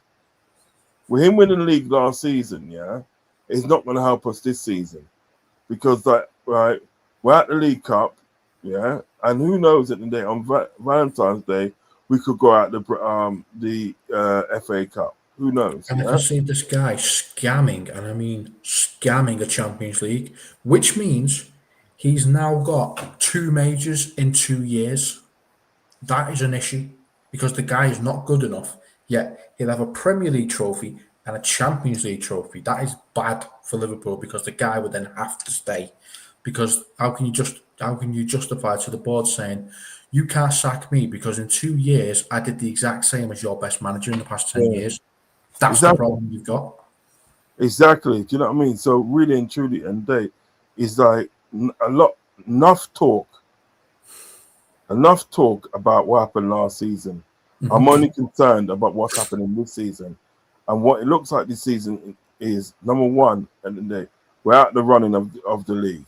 Yeah, we're out the running. You know what I mean? There's no way at the day we can complete for the league, right? Yeah, right, because Sunday at the day, right? Sunday is an important game, yeah? If Man City beat us on Sunday, right, they're still in with a shout for the league, yeah? Yep. For sort of like win the league. But however, if we beat Man City on Sunday, right, well then like the league's over for people saying that the league's over because like what would happen if Arsenal win? I think they're playing Saturday. I think Saturday. Let me just check. Give me a second. Yeah? Give me a second. See, if this player comes in, this Mane type. Yeah, they're playing. Sorry to cut across here. They're playing today, Saturday at 3:00. They got Sunderland at home. So if they beat Sunderland and then Sunderland, right, and then obviously we beat Man City, well then they go 9 points clear. They go 9 points clear. Sunderland are not an easy team to defeat, and they didn't do, and they drew against them last time they played them. So you know. Yeah, they go. I mean, there is a chance at the day that sort of like, you know, there's a very good chance that Arsenal, you know, could destroy them. You know what I mean? On Saturday. But let's say it and they beat them on Saturday, and then we beat Man City on Sunday. That means that the day that Arsenal are 9 points clear, so you might as well say it and that the league's theirs. You know what I mean? The league Yeah. will probably, But I've well, heard the concerns of yourself, and I've heard the concerns of Fozzie saying if Arsenal find a winning mentality, then they'll go off and they'll dominate. Yeah, I I just don't don't. think so. I don't think I so. don't think. I don't think they will, I because the don't. one thing about Arsenal, you have to keep all of those players happy. If all of those players want to get into the starting 11, then the current starting 11 isn't going to start every season. There's going to be injuries because winning a league, you get injuries the next season. You always get injuries the next season. Everyone knows that because the team has put that much heart and soul into it that they don't have anything left. So you've got to eliminate Arsenal's first team, and then their big squad is going to come in, and then they're going to have a running to then show that they can do it without the starting 11. So then you've got conflict. That's how it works. It always works that way. The pendulum always swings. That's why you don't have a big squad, because as soon as you've got a big squad, you end up with egos. The players that are in there now all working well together because they all have a common goal. What happens when that common goal doesn't work for them anymore? Well, then that's true, but there are disadvantages to having a small team like what There's a we got now. disadvantage to having a small team. There's a disadvantage to having a big team. You've got to Yeah, find somewhere in the middle. yeah, you got to find you got to find balance. Well, the You've got a balance small squad, and they've got a big squad. the balance is that balance wouldn't be at the day is like getting rid of 2 players and bringing in 2 players because That's the thing. your team initially at the day is not growing. Yep. You want your team at the day to grow to a certain extent to say like, look, and I have options. You know what I mean? I have reasonable amounts of options to actually sort of like play football. You know what I mean? Yeah, it's like when you're struggling. It's when you have to put midfielders at the day into defense. You know what I mean? Whether it's a fullback or a centre back, that's when you're struggling. That's when you're struggling for numbers. You shouldn't have to do. Well, it isn't that you shouldn't have to do that. No. Shouldn't have to do that. You should have been in a situation at the day, right, where you got somebody at the day that you can fill in that spot. Say, right, he's out due to injury, and he's I don't want to play him because at the end of the day his form's not good. Right, I'm going to play you. Step up. You know what I mean? And right now at the end of the day that we haven't got that. That's what I'm trying to say. We haven't got that. We're struggling. We're struggling for numbers. You know what I mean? Considering the right back out and his covers out as well, so you got to play Szoboszlai. Yeah, we're struggling, and considering the day, it's embarrassing really in the day that we're struggling, considering the day that we've spent sort of like 450 million in the day. But what is it you say? We get everything we want, but we don't get everything we need. That's what I'm saying. That's what I'm trying to say.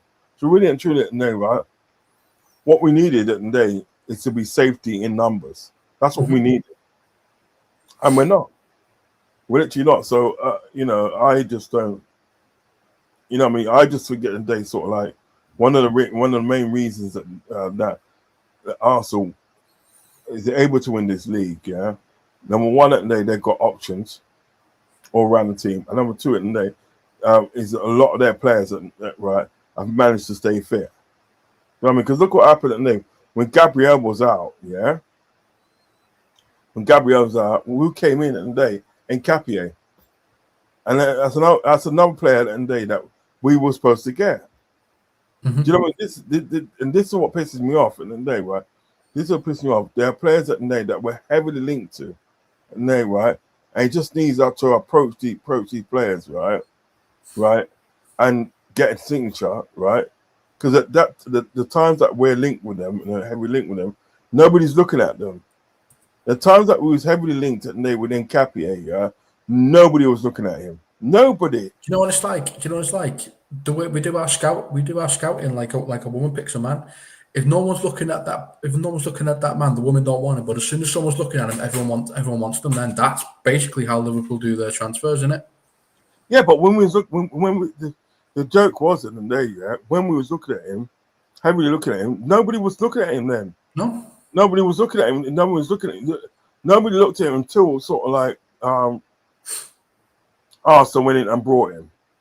Well, got him on loan. Yeah, he's on loan with the option to buy. Why don't we do that? That's the problem. Why don't we ever go and just loan players with an option to buy? Why is it that we have to go through these negotiations and buy the player outright? Why do we do that? What's wrong with just loaning a player to see if he's capable to play in our team? What's wrong with that? Because what we're It's a doing, loan with an option to buy. So you can see if that player can actually withstand the way Liverpool play and withstand the Premier League, rather than just going all out, buying the player, realising he can't play in the Premier League, and then selling them a few years later. well, this is what I'm talking about. See, this is what I'm talking about in respect at the day of like doing our transfers. I just don't think they've got a clue. When it comes to transfers, they haven't got a clue at the day on what to do.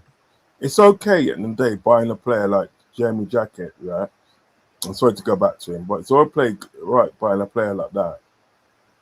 I say, right, this is a future development. He's coming in summer, right? But you can only do that is when you're not struggling for numbers in your team. And that was our point the other day. Yeah, you know what I mean? And you're struggling for numbers in your team. So really and truly, someone like Jamie Jacket should have been either coming in now, or B, and then you find somebody that can come in now, and then obviously Jacket comes in summer. You know what I mean? You could have still bought Jacket and loaned the player. You could have done both. Yeah, you could. That's what I'm trying to say. You could, because what they could have done, and they obviously buy this player, and they buy that player, which they did. They bought Jacket, and they could have got that Dutch guy on loan. Yeah, as cover. You could have done that. That's what they should have done. But so this is what I'm talking about when it comes to sort of like when it comes to Liverpool doing transfers. Yeah, I just don't understand their thinking of what they do. Well, you saw the other day when Hogan was talking, he was saying that they want to do things with stability and responsibly. I'm like, well, what the hell are you talking about? First of all, why is the guy who's in the business in the commercial scouting anyone for a start? That's the first question. And secondly, what do you mean stability and responsibly? What are you talking about? You're doing transfers. What are you on about when you're saying stability and responsibly? I didn't understand that comment. Yeah, but the thing is about it, even if he's talking about that, they're not doing what they're saying. No, because the team is not stable. How can a team be stable, right? When you have to play midfielders in defense, how can that be? How can that be a stable team? You've got you got really and truly when you think about it, Szoboszlai is an attacking midfielder. When you think about it. That's what you think. He's an attacking midfielder. You got him playing fullback. You've got Gravenberch at the day, right? Which really, if you really think about that one as well, right? Yeah, he's a vert player. He's a vert player. Do you know what I mean? That's why Gravenberch at the day used to play, and that's what Gravenberch. That's why Jurgen Klopp at the day when he brought him in, he used to play him as an 8. Yeah. He played him 8 because he's that sort of player. Yeah. Slots come in the day, right? And this is what people don't understand. Slot changing him at the day to a DM, yeah, a ball carrying DM was more of a curse than a blessing. Yeah. So now at the day, what he's expected to do, right? He's expected to fill in the centre back. But he's not a centre back. And I mean, yeah, that's what I'm saying. And the things about it, like, he's literally converted him to sort of like a DM. Even when Klopp came in at the day, right, with Gini Wijnaldum, when Gini Wijnaldum come in, and Gini Wijnaldum at the day was a 10. He was an attacking player. Yeah. I remember he scored against us that time there. All right. Yeah, I do. Yeah. All right. He was an attacking player. We brought him in. And you know what Klopp did? Klopp turned him into a holding midfielder. Yes. Holding midfielder. So you can get forward. You can still kind of do the things that you want to do. Plus with a little defensive sort of like aspect of it, sort of like, you know what I mean? Because what he was, he was literally holding onto the ball and sort of like distributing to who was in a better position, and then plus you'll get forward in the name, right, and sort of like score goals yourself and stuff. You know what I mean, that worked. That worked. You know what I mean? Slotterbeck is a great ball player, playing centre back and physical, strong too. You also can play left back. That is very true. That's true, but I don't want my defender to be playing left back. Yeah. Actually, I don't mind really. I don't want my defender on left back. I don't want that. Antica said 15 million for a championship player. Doubt it. That's true. They're But going to try and get as much money as they can for their players before they go down to the championship. exactly. But the thing is about it, right? There have been times at the end of the day that sort of like teams are paid, up to 40 or 50 million for a championship player. It can happen. It can happen. Remember, that's what I like about Wolves is they're not scared to take a risk on a player that's going to be the next up and coming thing. They just sign them and see if they can play in that league, and if they can't, then they just get. If they can, they get sold off to another team. Yeah. They take chances. They take risks and they take chances all the time with players. But we don't do that. We're too good for that, aren't we? No, we're literally too good for that. Let me find another story for you guys. I did see something about Diamante. If that's how you pronounce his name. Oh, he's good. He is. I like him. I did see something earlier about Diamante. It was like earlier on today, though. I still can find something. This one here about Trent, Anfield edition. I think I've seen that. Even if it becomes available, they wouldn't put their name in the hat or something like that, wouldn't it? Yeah, don't really blame them, really. I don't want the guy back.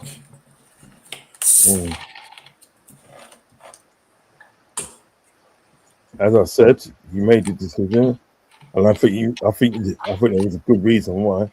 Although Trent Alexander's future is already in doubt at Real Madrid, Liverpool have no intention of entering the conversation for their former vice captain, even if he becomes available. Your thoughts on that one, bro? That comment says it all. Could have been a Gerrard, now he's just an Owen. That comment says everything I need to say.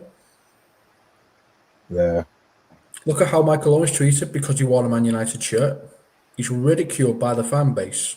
But Steven Gerrard went off to another country, right? And he's still praised to this day because he did it the right way. You stay at your boyhood club, right, until you can't play anymore, and then you move on. He was still young enough to keep giving us year after year after year. But whoever was in his ear, maybe his brother, maybe Jude Bellingham, who knows?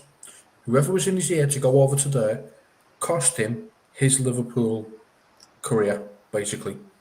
Just like he could have been just like Steven Gerrard, praised up to the hills. Now he's just like Michael Owen, barely spoken about, and that's it. I hear that. I just think, well, you know my thoughts on that. I just think there's. I know your thoughts. Yeah. I think not that I condone what his decision, but I think at the end of the day there are certain things about the club at the end of the day that we're not privy to, and that's why he made his decision. You know what I mean? Because I don't think it's as easy as that. Someone being in the club ever since he's 6 years old and saying, right, I'm off. Do you know what I mean? So, but we have to wait and see. The truth always comes out, doesn't it? Yeah.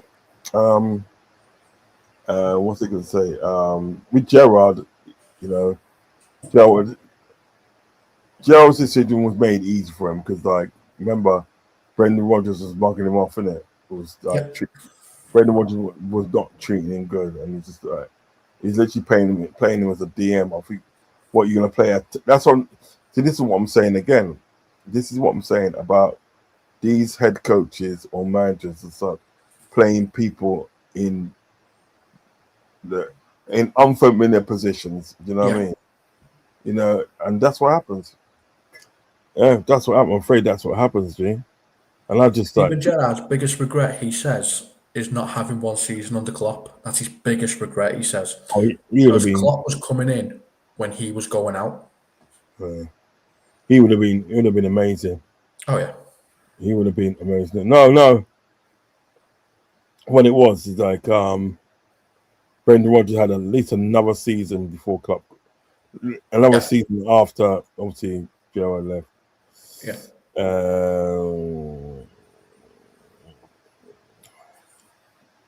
Let me get your thoughts on this one.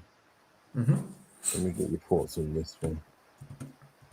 Do you want me to read out Ravi's comment? Because I can see it. No, I'll read it out in a minute. 1 second. All right, man.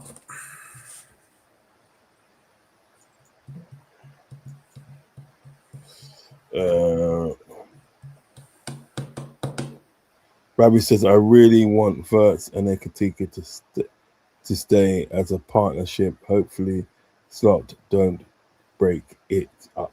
Yeah. I wouldn't put it past him, but I don't think even he's that stupid. What's like that? So, I kind of agree with what they're trying to say, that Michael Olise is the only player who could replace Mo Salah. What they're trying to say is basically he's got a huge career somewhere, but it won't be at Bayern Munich. I think that is true. He's the only player that I see that can replace Salah. He's got all the charisma, he's got all the skills, and plus at the day he knows the Premiership because he's like, he came from the Premiership and he came Exactly. He knows the league.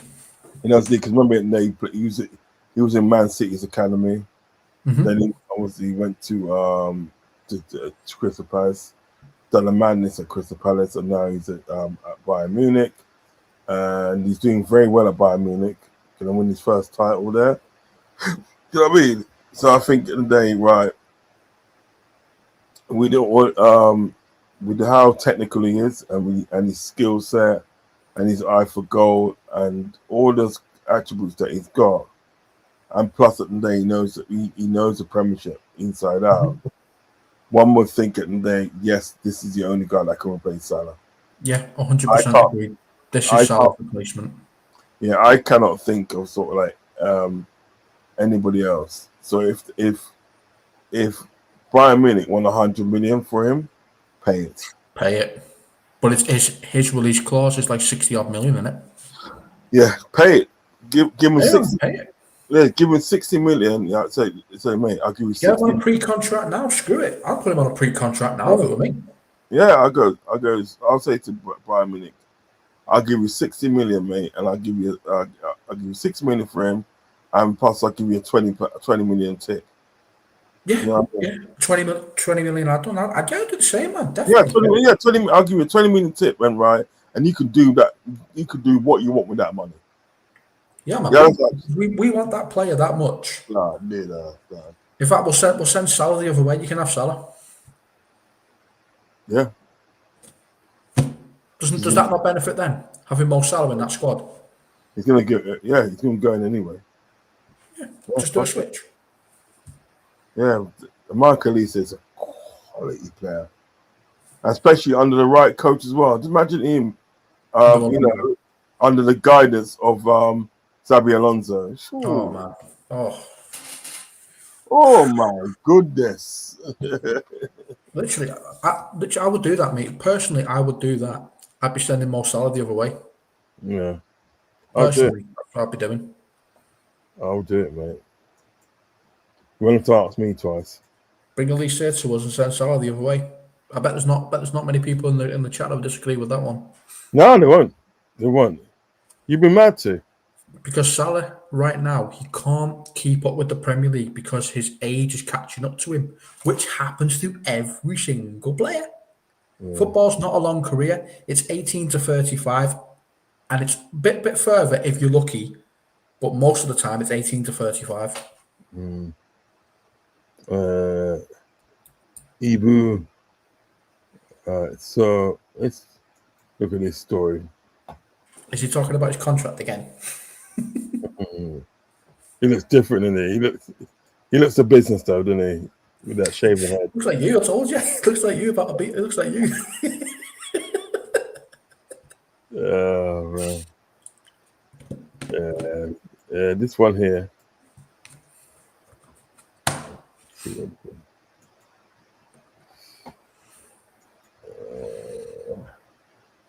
Ibrahim Konate is back as an option for Real Madrid. Of course They come back in. They come back in for him. They was always going to come back in for him, weren't they? They were always going to come back in. Yeah, close to the I'm time. hoping that the cry that the fans gave him such support, right, that it's made him look at Liverpool a little bit differently. That's my hope, because we gave him that much support after his father passed away. We gave him that much support. The fan base basically came out for him, and he's seen what happened with Jota, and now we've seen what happened with Trent when he went over to Real Madrid. If you're a player looking at that, why would you want to put yourself in that position? Salavat goes, if he had a few brain cells, especially seeing how LC fans looked at him and treat him, he would sign an extension.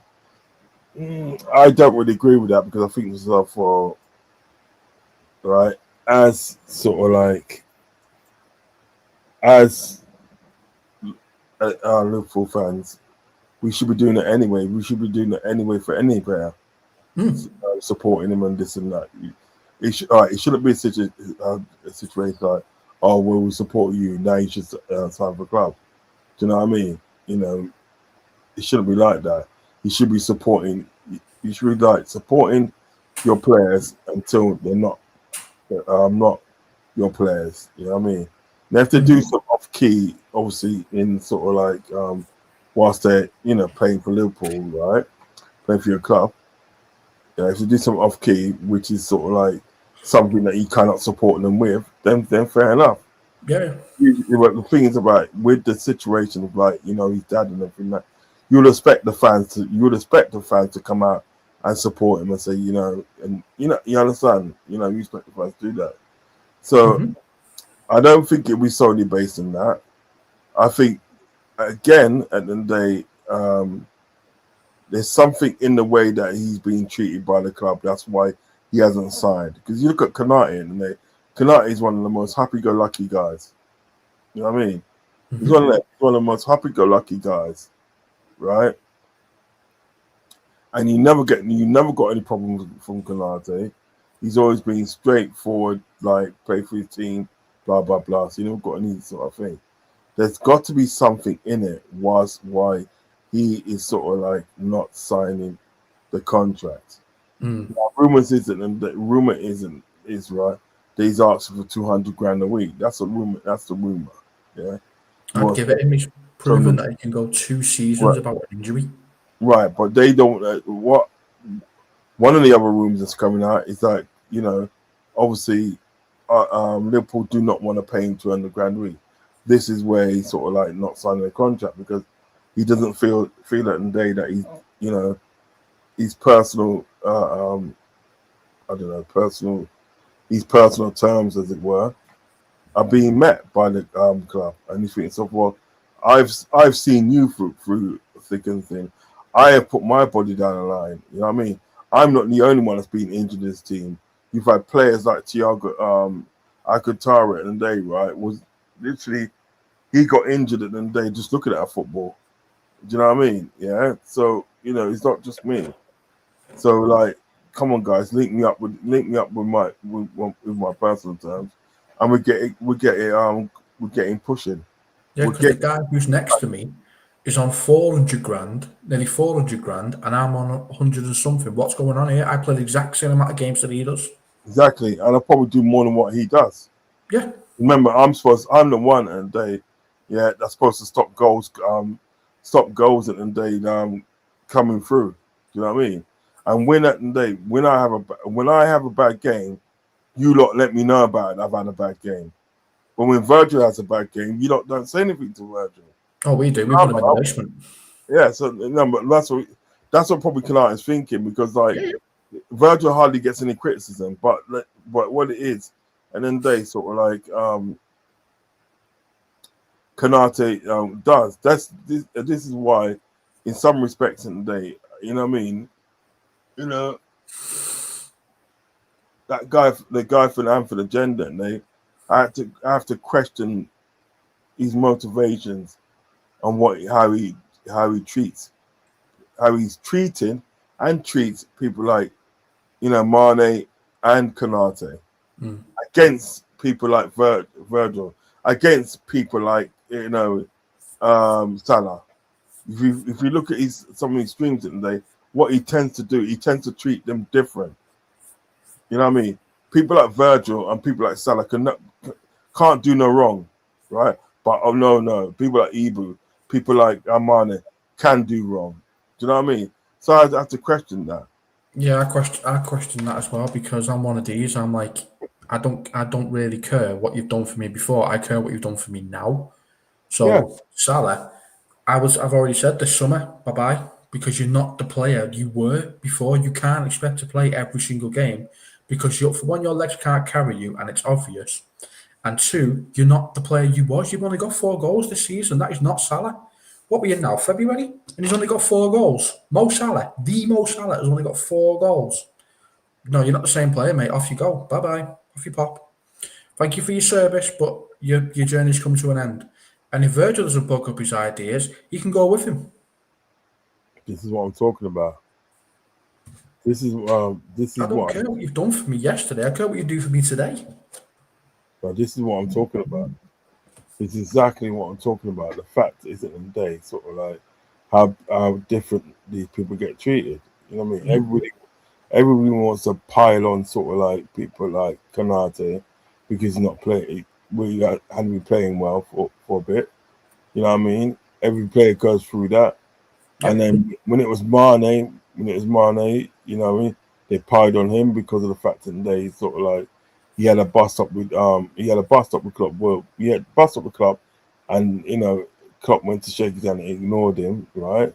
However, when Salah pulled his antics with Klopp and was arguing with him on the touchline and stuff, right? Yeah, right. When that happened, nobody had anything to say. Everybody kept quiet, bro. Everybody kept quiet. Nobody had nothing to say. And I don't like that. No, I don't like that. I want the same energy. Right. This is what I'm talking about. Show the same energy. And this guy from the Anfield agenda did not show the same energy. I'm not afraid for talking. I'm not afraid for talk. I don't care when he clips me up or anything. I don't sugarcoat anything. Yeah. I don't sugarcoat anything. I literally just say it as it is. That's what I'm trying to say. I don't care if you know what I mean. Anybody clips me up and he wants to come for me. Fair enough. Come, you come, and I will tell you. And then you do not show the same energy as you do with Salah and Virgil van Dijk. You do not show the same energy, bro. But when it's right, people like Mane and people like Kanate, yeah, you suddenly got a lot to say. Yeah, and I don't like that. Yeah, right. So, I really want Verts, and I read that one. It's the next one for Peter. Yeah, Peter says if he can maintain his performance and fitness till the end of the season, I think he gets a big contract. He deserves a big contract because right now we're hoping he stays fit.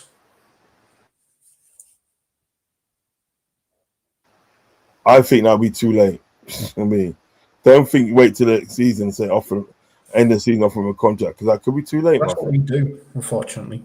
That could be too late. Hey Sam, how you doing? Big up, fellas. To be fair to Craig from Anfield Agenda, he has some energy of all players. He doesn't. I'm sorry, he doesn't. He doesn't. Of all players, he falls out performances. His clips don't tell the story. No, he doesn't. I've seen the full thing. With him. He doesn't. I'm sorry. I'm sorry. I have to disagree with him there. He doesn't. I've seen the way he talks about Mane in the past when Mane had his issue with Klopp, and when sort of like Salah had his issue with Klopp, which is worse. Yeah, he didn't have much to say. He doesn't. I'm sorry, he doesn't. You know what I mean? You know, I like to be fair. I like to be fair before I start talking about stuff and that. Yeah, I like to be fair. He doesn't show the same energy. I'm sorry. Do you know what I mean? Yeah, man, I know what you're saying. And I don't like that. I just Because people. You know what it is? People are always scared to be clipped up. Clip me up. I do not care. yeah. Because when I Well, go on to the next show, I'll say it again and again and again, and I'll do it just to piss you off in the end. Because you can't silence me. I'll say what it is I want to say. yeah. I'll either say it here or I'll say it in the comment section. But either way, I will say what I want to say. Oh, hold on. Let's just see here. Let me just see this thing here. Share.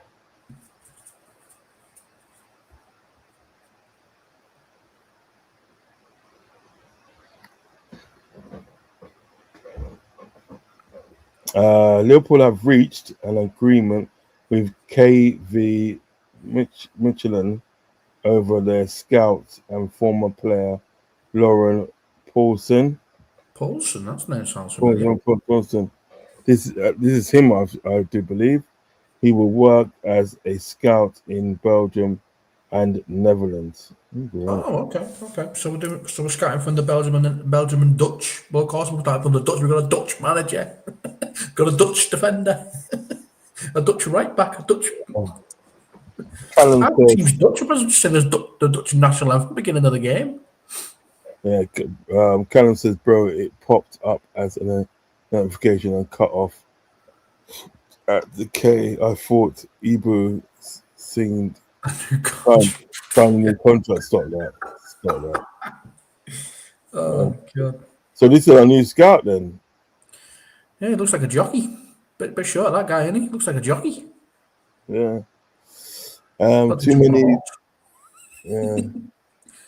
Yeah. Too many these days support players or not the club. That's it.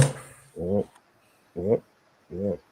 Yeah. I mean, I'm all for, it's a more for energy, certain energy, but like be consistent with the energy and give it to everybody that do wrong ones. You know what I mean? Do wrong things. If we think Virgil van Dijk's had a bad game, we'll give him a terrible rating and put him in the basement.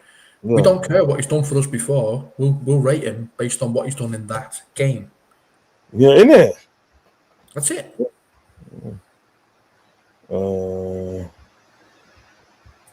What's this one? Oh, this is what Fabrizio Romano on. Oh, Fabrizio. Well, this must be true then. Elliot, man, it's just Elliot again. the way that Elliot got treated, and it's wrong. It's wrong. Unai Emery, Harvey Elliott can help us, but it's not. But it's not only on my side. The only other side is Liverpool. Now it's a sport decision and a business decision. What do you make of that? So basically, what he's saying is he doesn't think Harvey Elliott is good enough to play for Aston Villa because he wants Liverpool's clause taken out where they've got to buy Harvey Elliott at the end of the season. That's what he basically says to me. Yeah. They didn't really want him because I think what it was, there was a guy, sporting director there, somebody there that brought in Harvey Elliott, yeah. But this guy is now left. So Unai Emery is showing his true colours. Like, say, well, I didn't really want this guy in the first place. So, you know what I mean? He's not going to play the 10. Because remember, if sort of like, if he plays 10 games, right, Liverpool can trigger that sort of like part in the clause to say, like, you know, that you have to buy now. You know what I mean? That you have to take that option to buy. Exactly. So that's why at the moment he's stuck on 7 games or something like that. 7 or 8 games. I think it's 7 games he's stuck on. And he goes, trust me, and he's not gonna play 10 games. No, what he's basically saying there is Harvey Elliott can help us. So he's saying he wants Harvey Elliott to play for him but he doesn't want to activate the 10-game clause. No. So he's asking Liverpool basically to take the clause out so he doesn't have to trigger it. But Liverpool don't want him. That's a The fact. fans do. Yeah, no, fans do, yeah. Yeah, we want anything. But Slot has never really rated him. No, Slot won't be here, so I don't really care about his opinion. We hope he's not going to be here. That's what I'm trying to say. We hope he's not going to be here. I just don't see it. Yeah, we hope at the end of the day that he's not going to be here. Look at Jacket. Jacket's been brought in, but not for this manager, because if he was brought in for this manager, he would have been signed in January. So I don't think he's for this manager. I hear that. But for what I saw the other day, in that round table, because I saw all of it, what I saw the other day, the way that they was talking and that, it looks to me, and it looked to a lot of people that Slot is here for the long run. Because say at the end of the day that was done on the Barnes of the game, and obviously since then in the day, it's gone to sort of like, it's gone to shit, and they don't rate him when they lost all confidence in him, blah blah blah. Well, then one will think, and then you wouldn't put that out there. You will skip that episode and put another episode.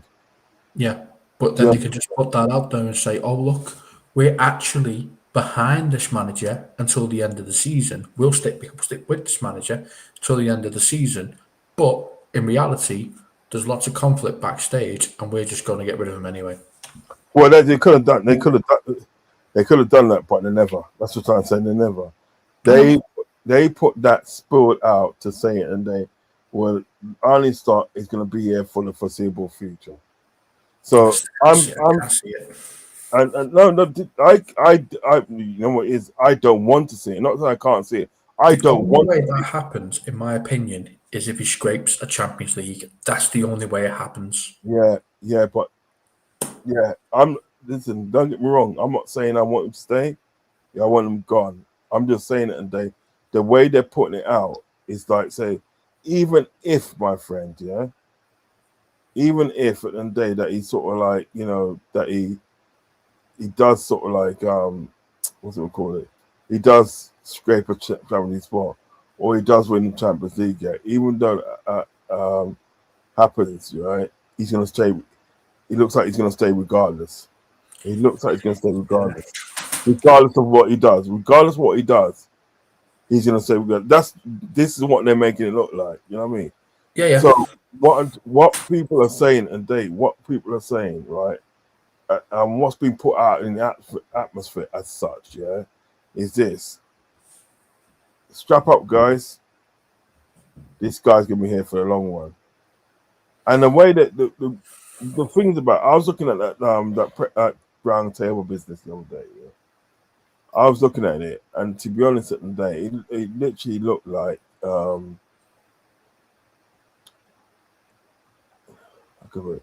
it literally looked like sort of like to say, well, it looked like a Brendan Rodgers project. Yeah, that's I don't like that. It looked like a Brendan Rodgers project. It looked like, you know what I mean? It looked like they know it's going to shit, and everything like that. But because it's the yes man. Yeah, what they're trying to do, they're trying to say, save face because we went and got this guy. This is our guy that we wanted him. You know what I mean? Yep. That's what I'm saying. Because even when they went for, this is what people don't understand. Even when they went for the Jurgen Klopp, they knew that Jurgen Klopp was experienced working with the youth and all that and blah blah blah blah blah. So they thought in the day, well, we ain't gonna have to give him much money and everything that we could just do a lot of stuff for the youths and bring them up and everything and develop the kids, into first teamers, because that's what they wanted. You understand me, right? Mm-hmm.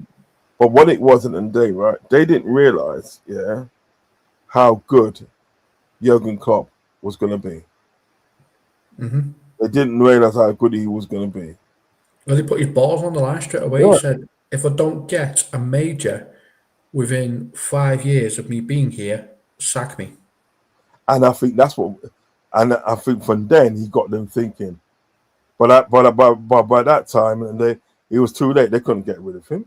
Couldn't get rid of him because he got a Champions League and a Premier League, and then the World Club Cup. No, but even at the beginning, even at the beginning when he said those statements at the day, sort of like if I don't get if I don't win anything in 4 years in the day, right? Yeah, in 4 years, sack me, get rid of me, right? They must have thought, fucking hell, what have we done? He's just put a target on his back, but he's give himself time.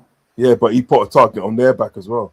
Yeah, he put a target on their back by saying, right, you give me 5 years, and if I don't win anything in 5 years, you can sack Sack me. me. You can He's sack me. given himself time. With that comment, he's given himself time because he has to produce something then.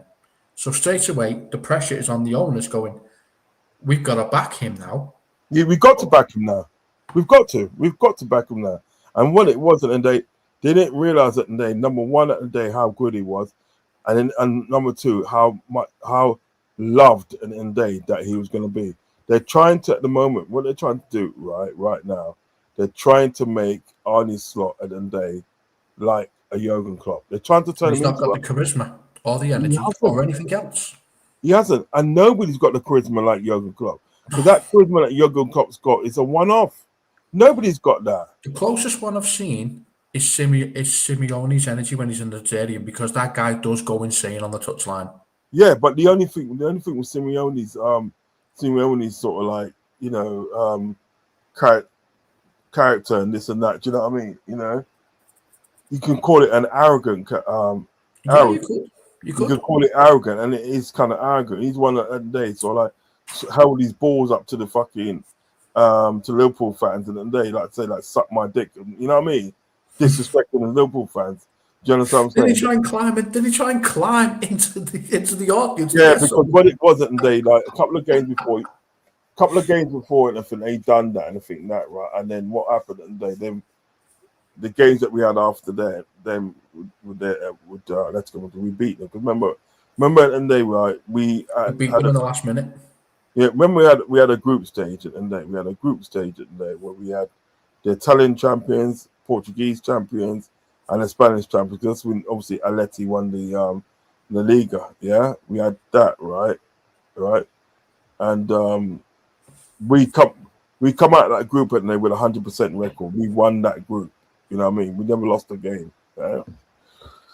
Anyway, so but when Simeone came to us last, and I think that right, and we, you know, and we got that goal in the last minute, right, and then one of the fans started goating him, and even that he didn't like that. To climb into the audience. Yeah, and when the fans was going, come on, then mate, come on, bro. Do you know what I mean? I think stuff like I always say this: you can't take it, don't give it. Yeah. And you can't. If the guy in the audience was saying "bring it on," and he goes into the audience, then the guy in the audience is the one that's like, "Oh, yeah, you asked for him to come in. You didn't think he would, but he's here. So now what are you going to do?" It was me, and he stepped in and he's getting clumped straight away. He's getting cracked straight away. Yeah, getting clumped, man. I'm clumping that face, boy. So what it is at the day, when you look at young Klopp at the day, his charisma and his character and his personality is one off. Yeah, man. You know what I mean? One off. He makes you at the day feel loved. Yeah, you know he what I mean? does. And he puts that energy in you at the day that makes you feel 150% better than what you felt before. He made Jordan Henderson a champion. Yeah. Jordan Henderson from Sunderland, he made him a champion. That's how good he was. And you know what? Isn't the day, right? Did you see it at Champions League final at the day when they won the Champions League and they were both crying? I think that's what you call a friendship bond to the team. So you're never gonna get that. But however, what they're trying to do at the end of the day, they're trying to turn Slot into that. It's not gonna work. And it's not gonna work. It's failing miserably, bro. Do you understand what I'm talking about? So yeah, it's an absolute disaster. You can't replicate a once in a lifetime manager. It's impossible. He's once in a lifetime for a reason. Yes, this is what I'm saying. So like, all they're trying to do in everything that is just like it's failing miserably, and this is what it is.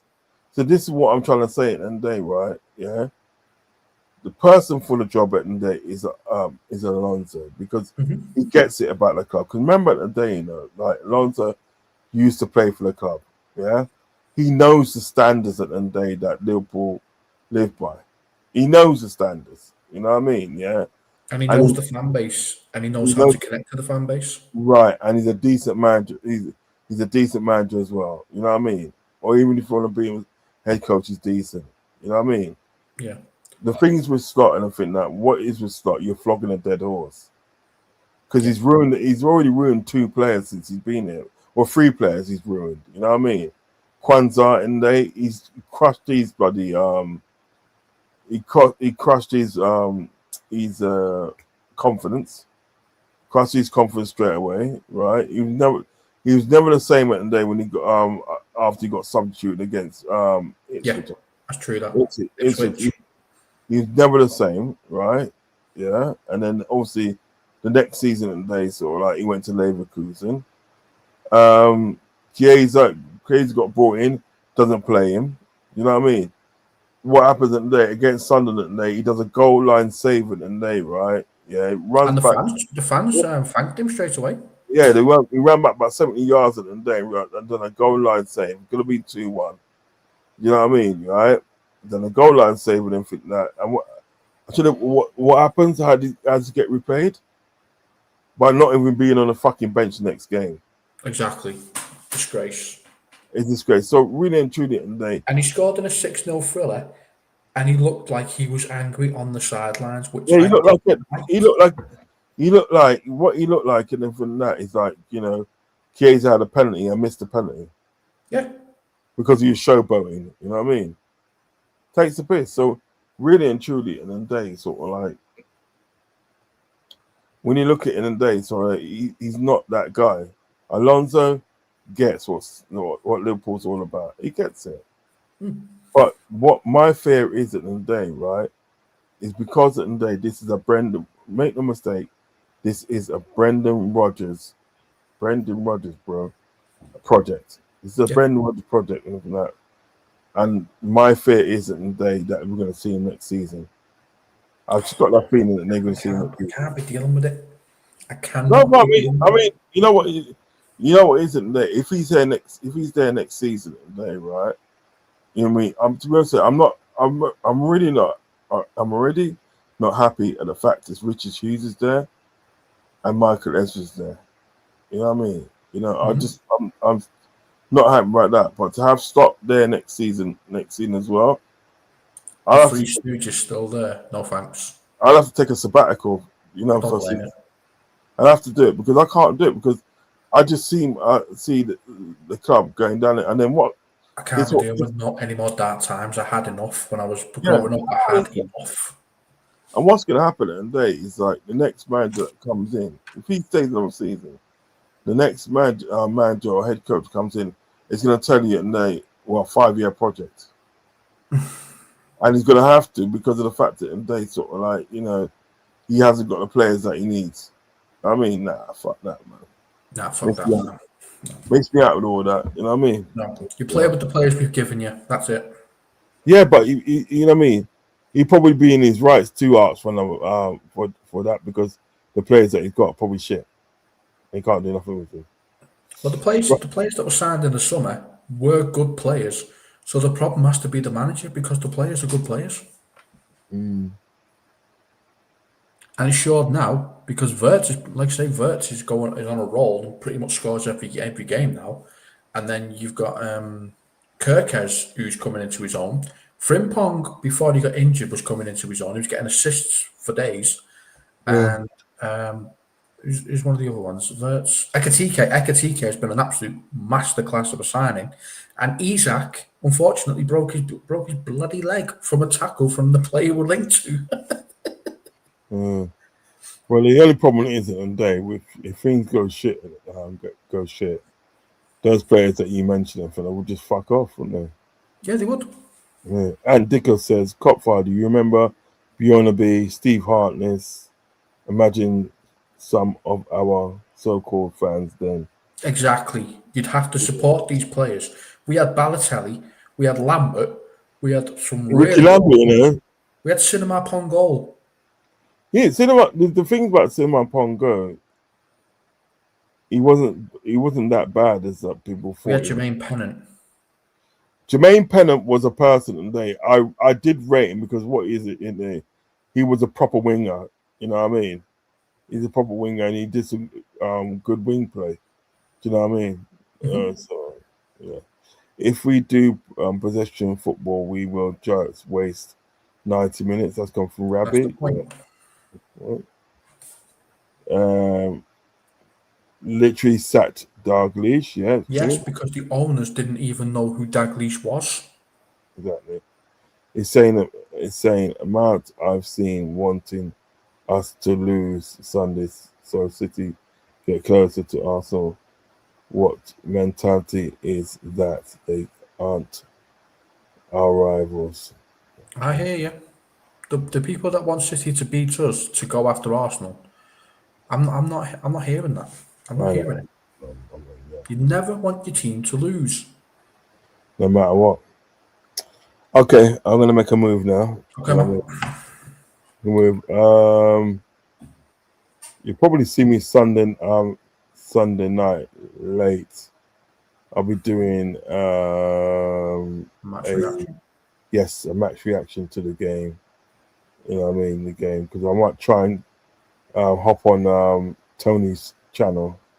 Sunday night takeaway. I might try and hop on that still. So Oh, nice. obviously at the end of the day, if I get the link, I'll pass you the link as well. Do you know what I mean?